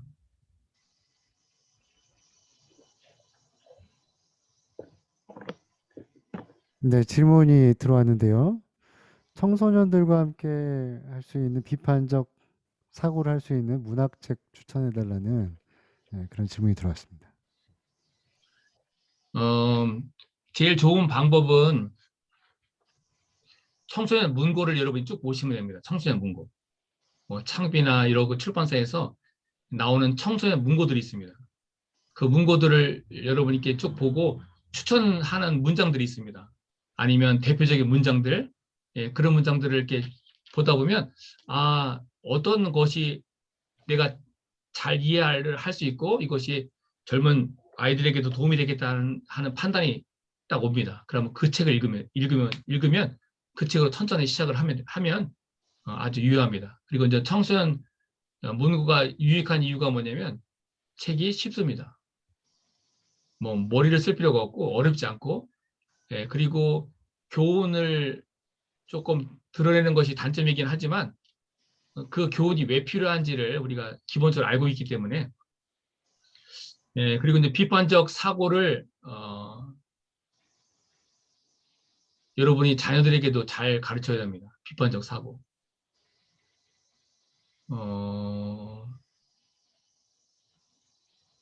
부모에게 마음껏 비판을 하는 친구들은 신앙이 아주 깊이 들어갑니다. 왜냐면 이중생활을 하지 않기 때문에 이중생활을. 저는 아이들이 어렸을 때 초등학교 때부터 저를 비판하도록 교육을 시켰는데 그러니까 아이들이 부모의 이중생활에 대해서 거침없이 비판을 합니다.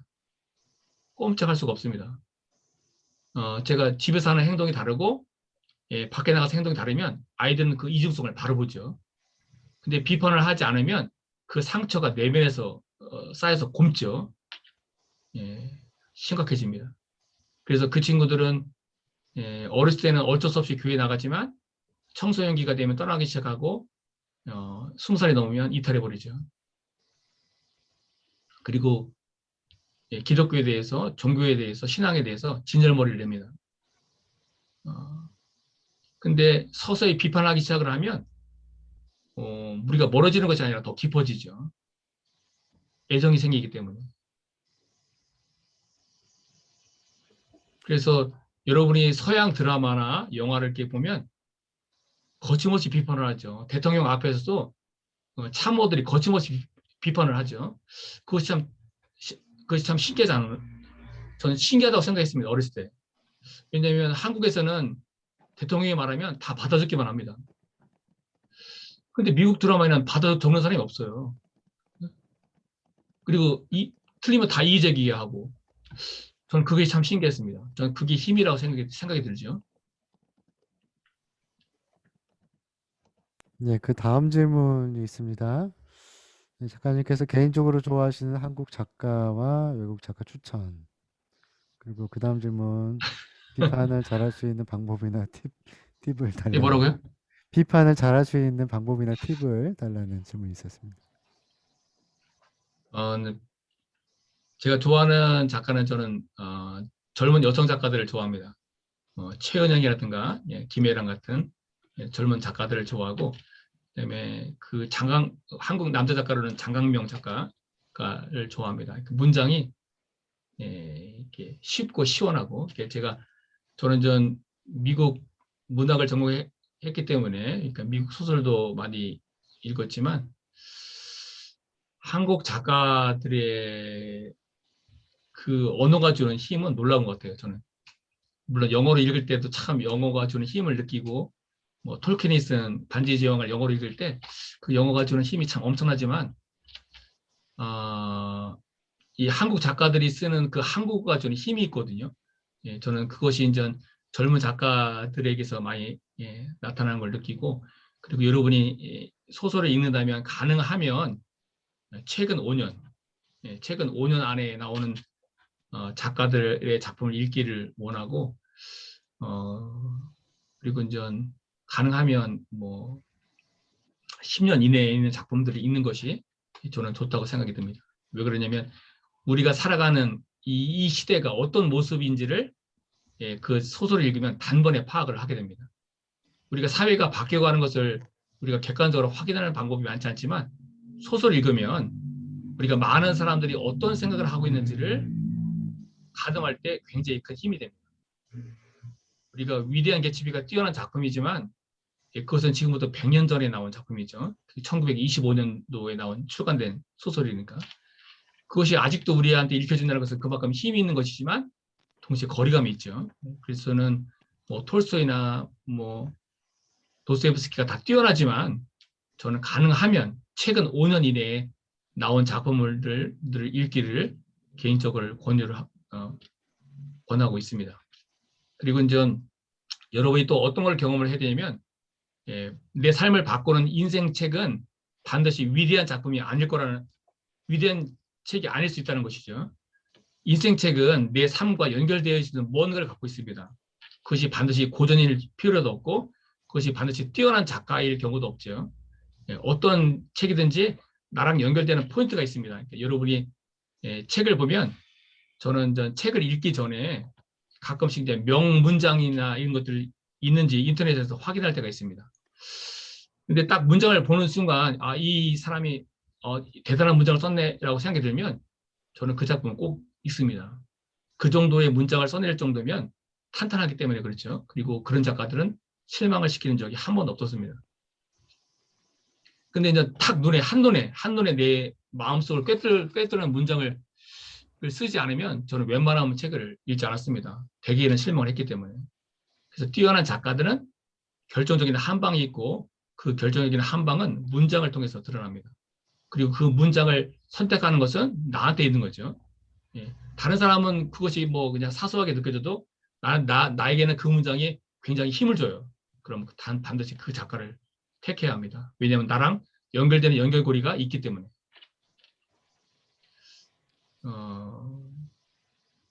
그 질문 하나 해도 될까요? 예, 무슨 문제 없습니다. 네. 오늘 이제 결국 북토크인데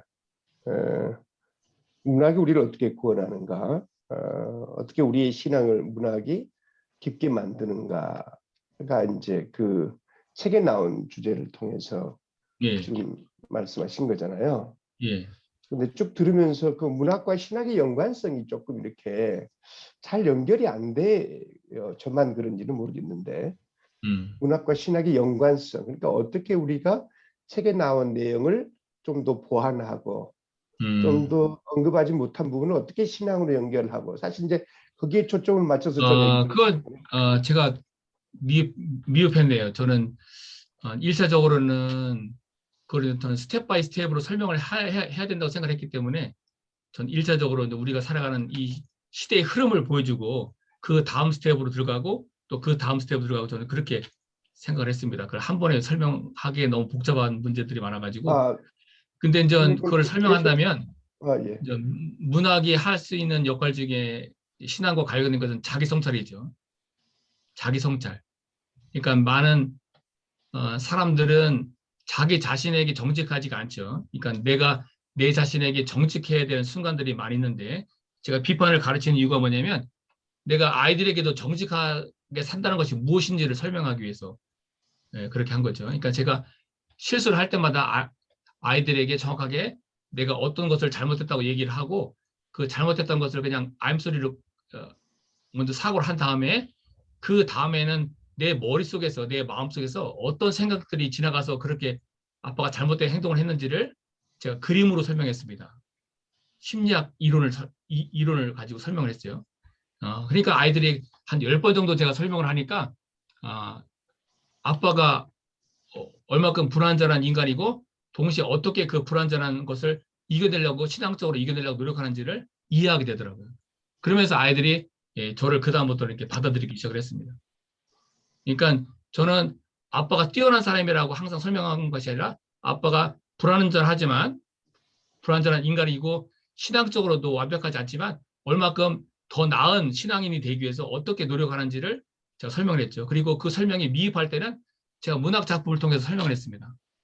그리고 문학에 나오는 문장을 가지고 아빠가 이런 생각을 갖고 있는데 그 생각을 이 문장이 이해하는 데 도와줄 거야 라고 생각을 했습니다. 그것이 이제 자기 성찰이죠. 예. 혹시 제가 이제 좀 이렇게 받아들일지 모르겠어요. 오늘날 한국 교회에 여러 가지 뭐 많은 문제 중에 하나가 뭐냐 그러면 그 전혀 그 이렇게 인문학적 소양 바탕 위에서 이렇게 신자들이 세워지는 게 아니라 그냥 인문학하고는 조금 이렇게 좀 거리를 두고 있는 꼭 그런 건 아닌데 조금 오늘 이제 저는 조금 그런 마음을 기대하고 이제 들어왔거든요. 그러니까 오늘날 우리 한국 교회가 정말 인문학적 어떤 그런 배경과 바탕 가운데서 조금 이렇게 최소한의 그 상식에서 준하는, 그러니까 우리가 신학이라는 게 사실 신앙이라는 게 어떻게 보면 또 이렇게 좀 초월할 수 있는 건데 상식에도 못 미치는 그런 한국 교회의 어떤 토대가 되다 보니까 그런 좀 것을 좀 이제 이렇게 좀 강조하지 않으실까라는 기대감을 갖고 왔었거든요. 예. 어떻게 보시는지. 예. 중요한 문제이기 때문에 참. 그러니까 저는 그 신앙생활을 어렸을 때부터 하면서 느꼈던 것이 뭐냐면 왜 이렇게 목사님들은 거룩하게만 하지? 그게 제가 갖고 있던 의문이었습니다. 예, 왜 목사님은 한 번도 실수를 하지 않으시지? 왜 목사님들은 이렇게 완벽하지? 왜 목사님들은 고민이 없지? 예, 저는 그게 굉장히 이해가 되지 않았죠. 저는 끊임없이 고민하고 흔들리고 불안전하고 넘어지고 때로는 좌절하고 절망하고 그런 걸 끊임없이 하는데 제가 그 교회에서 보는 목사님은 언제나 완벽하고 실수가 없고 늘 기도만 하고 뭐든지 믿음으로 이겨내고 저는 그게 어떻게 가능할지 항상 저는 의문이었습니다. 그래서 개인적으로 하나님이 저를 콜링하시기를 항상 소망했죠. 그래서 여러분이 잘 모르시겠지만 저는 10살이 막 넘었을 때부터 하나님이 저를 부르시기를 기도했습니다. 근데 하나님이 부르시지 않았죠. 박사를 다 끝내고 미국 치료대학에서 포스닥을 하고 이제 교수로 나가려고 막 마지막 단계를 이렇게 하고 있을 때 경력 중에 최고 박사를 따고 이제 연구원 경력을 하고 이제 교수로 나가려고 할 때 그때 새벽 기도를 하는데 하나님이 제 이름을 부르시면서 말씀하셨죠. 그리고 그것으로도 이놈이 믿지를 못할까 봐 이틀 뒤에 미국에 있는 목사님이 오셔가지고 저한테 얘기를 했습니다. 자기가 기도하는데 하나님이 내 이름을 부르면서 그에게 가서 이렇게 전하라. 제가 기절초풍했죠. 그건 부인할 수가 없거든요. 그건. 나만 들었으면 내가 잘못 들었겠구나 생각했는데 이틀 뒤에 그분이 오셔가지고 저한테 이렇게 자기가 기도하는데 하나님이 이렇게 가서 말하라고 했다. 그건 부인할 수가 없는 거죠. 그건. 그래서 저는 한국 교회가 안고 있는 문제 중에 어려운 부분이 뭐냐면 한국은 너무 거룩하다는 거죠. 그리고 하나님 중심. 그렇기 때문에 그것이 이제 어느 순간은 통하지만 사회를 품는 힘은 너무 약한 거죠. 그러니까 내가 완벽하고 내가 거룩하고 내가 정직하다고 생각이 들면 사실은 우리가 배운 한자처럼 수지청정무어입니다. 수지청정무어. 물이 지나치게 깨끗하면 물고기가 살질 않아요. 그러니까 교회가 너무나 거룩한 것에 대한 생각에 사로잡히니까 사회를 품을 줄 몰라요. 비판만 하지, 정죄하지. 너는 뭐가 잘못됐어? 너는 기도를 안 해. 너는 뭐를 해? 늘 정죄만 하지 그 사람들의 삶을 들여다보고 품어주는 것을 하지 않는다는 거죠. 그래서 저는 그게 가장 안타까웠고, 제가 청년 시절에 제가 이제 목사님 댁에 갔다가 목사님이 보시는 신문을 우연히 보게 되었습니다. 그게 한참 전의 일인데, 그 신문을 읽었는데 그 신문에 난 기사가 아주 조그만 쪽기사, 아주 작은 쪽기사였는데, 그 기사가 뭐였냐면 60이 넘으신 여자 전도사님이 굶어 죽었다는 내용이었습니다. 제가 그 기사를 보는데 눈이 터지는 줄 알았습니다. 너무 가슴이 아파가지고. 그 시골에 여자 전도사님이 계시는데 교회에 새로운 담임 목사님이 왔습니다. 새로운 담임 목사님이 왔는데 교회에 있는 직분자들이 목사님 사례비가 부족했는지 압력을 넣어가지고 결국은 이 여자 전도사님이 사직서를 쓰고 나왔습니다.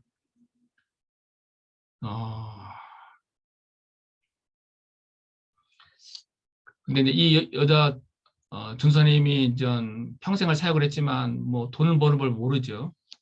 그래서 내가 집에 왔지만 할 것이 없으니까 한 달간 기도만 했습니다. 그리고 이제 한 달 뒤에 굶어서 죽으신 거죠. 경찰들이 와가지고 부엌을 이렇게 살펴보았더니 밥을 해 먹은 흔적이 하나도 없었습니다. 쌀독엔 쌀이 단 한 톨도 없었죠. 저는 이것이 문제라고 생각이 듭니다. 왜 그 사정을 뻔히 알 수 있는, 너무나 뻔히 알 수 있는 그런 상을 왜 그 사람들은 남의 일 보듯이 보았을까? 그래서 저는 그분의 이야기를 전 문학으로 하고 싶었습니다. 문학으로. 그래서 제가 그 책을 쓴 그 이유 중에 밑바탕에 바로 그 이야기가 있습니다. 우리가 살아가는 인간적인 삶, 예수님이 고민하신 삶, 예수님이 어떻게 사마리아 여인을 찾아가시고 38년 된 병자를 찾아가시고 그 마음이 어디서 왔을까? 우리는 너무 거룩한 얘기만 해요. 늘 뭐 부흥만 외치고 거룩한 얘기만 하고, 그리고 내 주변에서 말 못하는 사람들 얘기를 잘 듣지 못하죠. 제가 공부할 때 주변에서 사람들이 항상 그런 얘기 했습니다. 힘들면 얘기해. 저는 그 말처럼 무서운 얘기가 없다고 들었습니다. 힘들면 얘기해. 힘들면 얘기 못합니다.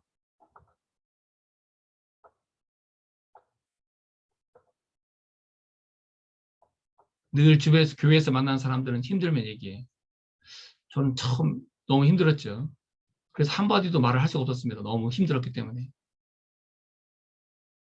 저는 그게 전도사님 그분의 마음이었을 거라고 생각이 들죠. 저는 그것이 두 랩돈 과부의 마음이었고 그게 사마리아 여인의 마음이었을 거라고 생각을 하고 지금 한국에 있는 많은 사람들이 느끼는 아픔이라고 생각이 들죠. 저는 그 사람들의 삶을 누군가는 대변해 줘야 한다고 생각을 했고 누군가는 그 사람들의 삶을 얘기해야 한다고 생각이 들었습니다. 저는 소설을 읽으면서 그런 사람들의 삶을 수없이 많이 봤죠. 그 사람들은 누군가이지만 누군가는 곧 나일 수 있죠.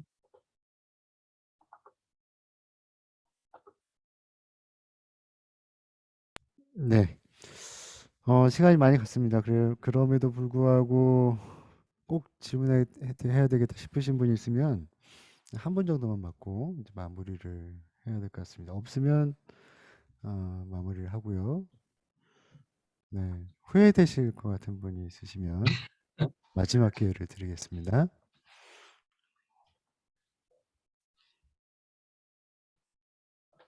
제 생각은 여기 일단 남아있는 분들은 한 번씩 질문을 하는 게 좋을 것 같아요. 이 마지막 화면에서 제가 보는 분들은 한번 짧게라도 자기 소감이라도 한번. 네, 소감이라도 좋습니다. 네. 짧게나마 자기 음성을 푸시고 좀 이야기를 좀 남겨주시고 마무리 지었으면 좋겠습니다. 제가 질문할게요. 여보세요? 네, 예, 말씀하십시오.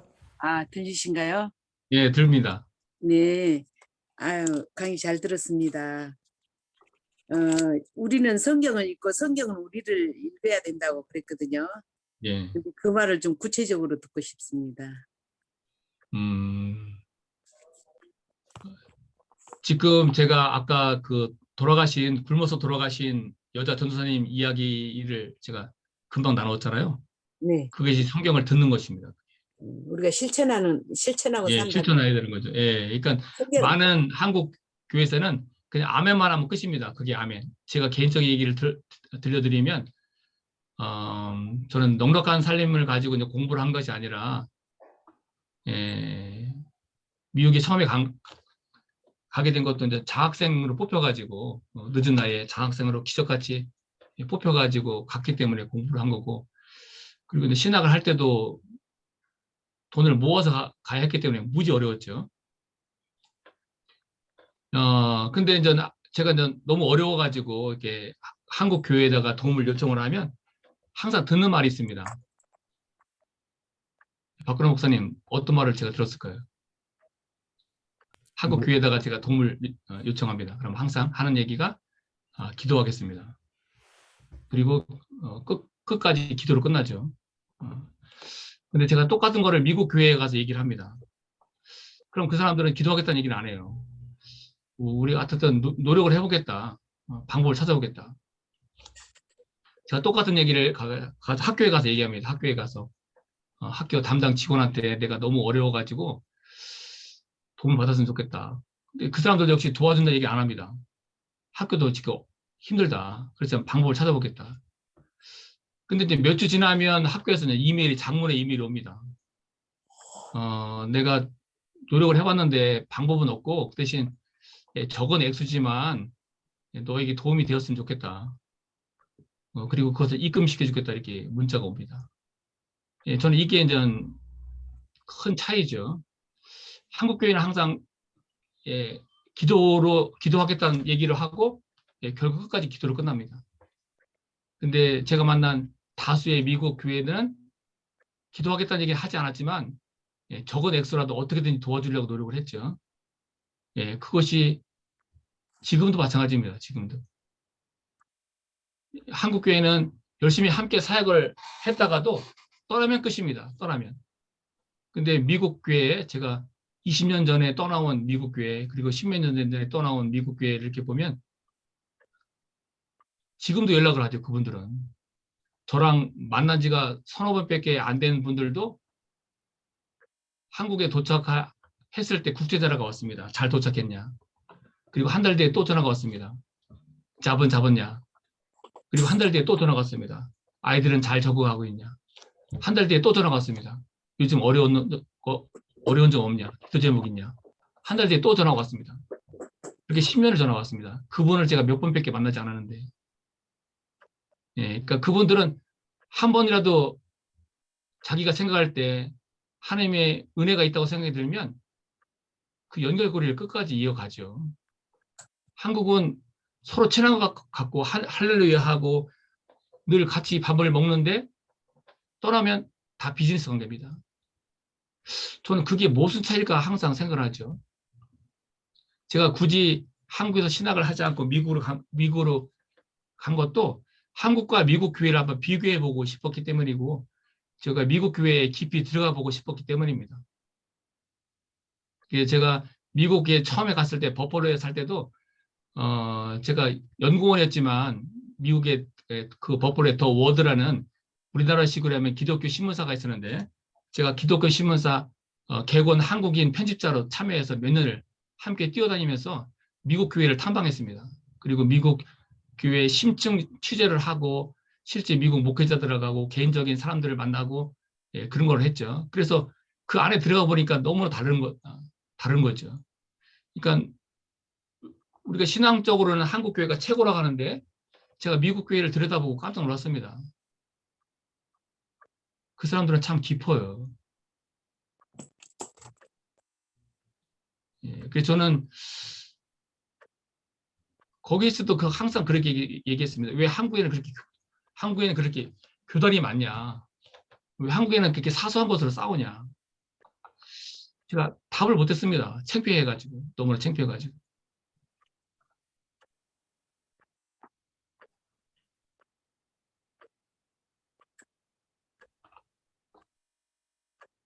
이것이 성경이 나를 읽는 거죠.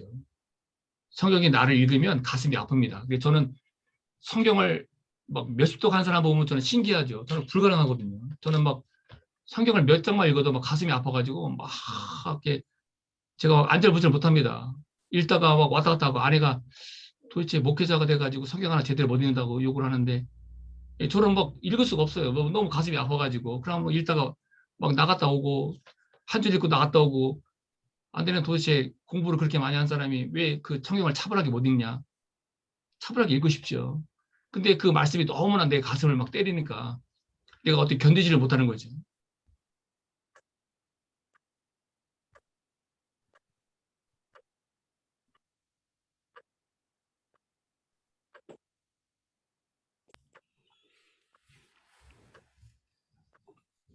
감사합니다. 너무 대화가 너무 진지해진 네. 것 같아요. 네. 또 질문이나 멘트를 남기고 싶으신 분이 있으시면 이야기를 해주시고요. 제가 그래도 약속한 시간이 있기 때문에 10시 이전에는 이제 끝내도록 그렇게 하겠습니다. 그래서 시간이 얼마 남지 않았다는 것을 인지하시고 여러분들 이야기를 해주시기를 부탁드립니다. 끝내자는 건가요? 네, 끝내자는 분위기인 것 같기도 합니다. 오늘 목사님 강의 네. 잘 들었습니다. 예. 예, 좋은 책 써주셔서 감사드리고요. 이제 또 다음번 집필 계획도 좀 나눠주시면 좋겠네요. 지금 이제 두 번째 책을 쓰고 있고요. 네. 그리고 이제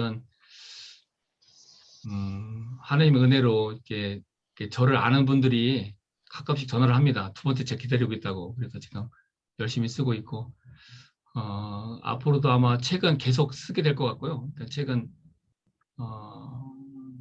그러니까 저는 조금 부드럽고 유연한 사고를 하는 사람들이 한국 교회에서 많아지면 진짜 본질이 무엇인지를 이제 고민하게 될 거라고 생각이 들고요. 진짜 본질이 무엇인지를 모르면 늘 형식을 가지고 싸우고 늘 절차를 가지고 싸우죠. 그리고 이제 본질을 알면 알수록 사람들이 과묵해지고 남의 말을 잘 듣게 됩니다. 그래서 저는 전 목회자를 판단하거나 아니면 이렇게 제가 개인적으로 이렇게 판단할 때 두 가지를 항상 이렇게 염두에 두죠. 바로 그 중에 하나가 이제 자기 노출입니다. 자기 노출. 내 자신의 속생각을 얼마나 정직하게 나누는지. 그래서 그걸 통과하지 못하면 저는 단호하게 끊습니다. 그거는 뭐 교제할 필요가 없기 때문에. 그러니까 자기 노출이 안 되면 친구가 될 가능성이 제로죠. 그래서 저는 자기 노출을 아주 이렇게 눈여겨보고 그리고 이제 책을 어떻게 읽는지를 봅니다. 신학만 읽으면 저는 뭐 바로 거리를 두죠. 너무 답답한 사람이기 때문에. 하나님이 창조하신 세상이 얼마나 풍요롭고 넓은데 그걸 신학만 가지고 이해한다? 불가능합니다. 저는 깜짝깜짝 놀랍니다. 제가 꽃 박람회를 가면 사람들이 이렇게 사진을 열심히 찍죠. 꽃을 보는 사람은 없습니다. 저는 그게 한국 교회라는 생각이 들죠. 꽃을 봐야 되는데 사람들이 사진만 찍죠. 그리고 업로드할 생각을 합니다. 인스타그램에. 저는 그게 왜 그럴까? 저는 꽃 박람회 가면 꽃을 보는데 정신이 없죠. 꽃이 너무 예뻐가지고. 전 사진을 찍어도 꽃 사진만 찍습니다. 근데 제가 아는 대다수의 사람들은 다 자기 사진만 찍어요. 꽃 박람회에 갔는데.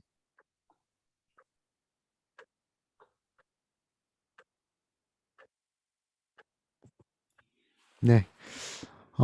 전 개인적으로 이제 마지막으로 좀 책 이야기를 하고 끝내고 싶은데요.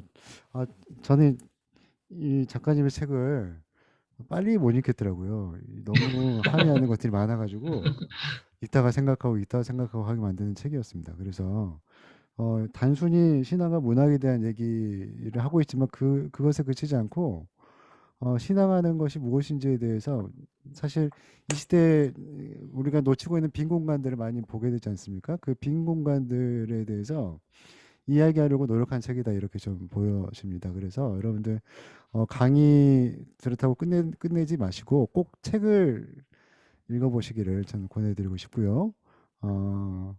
네, 저희는 저희 아카데미 송가심은 이렇게 좋은 책을 쓰신 작가님과 또 이런 시간들을 계속적으로 마련하도록 노력하도록 하겠습니다.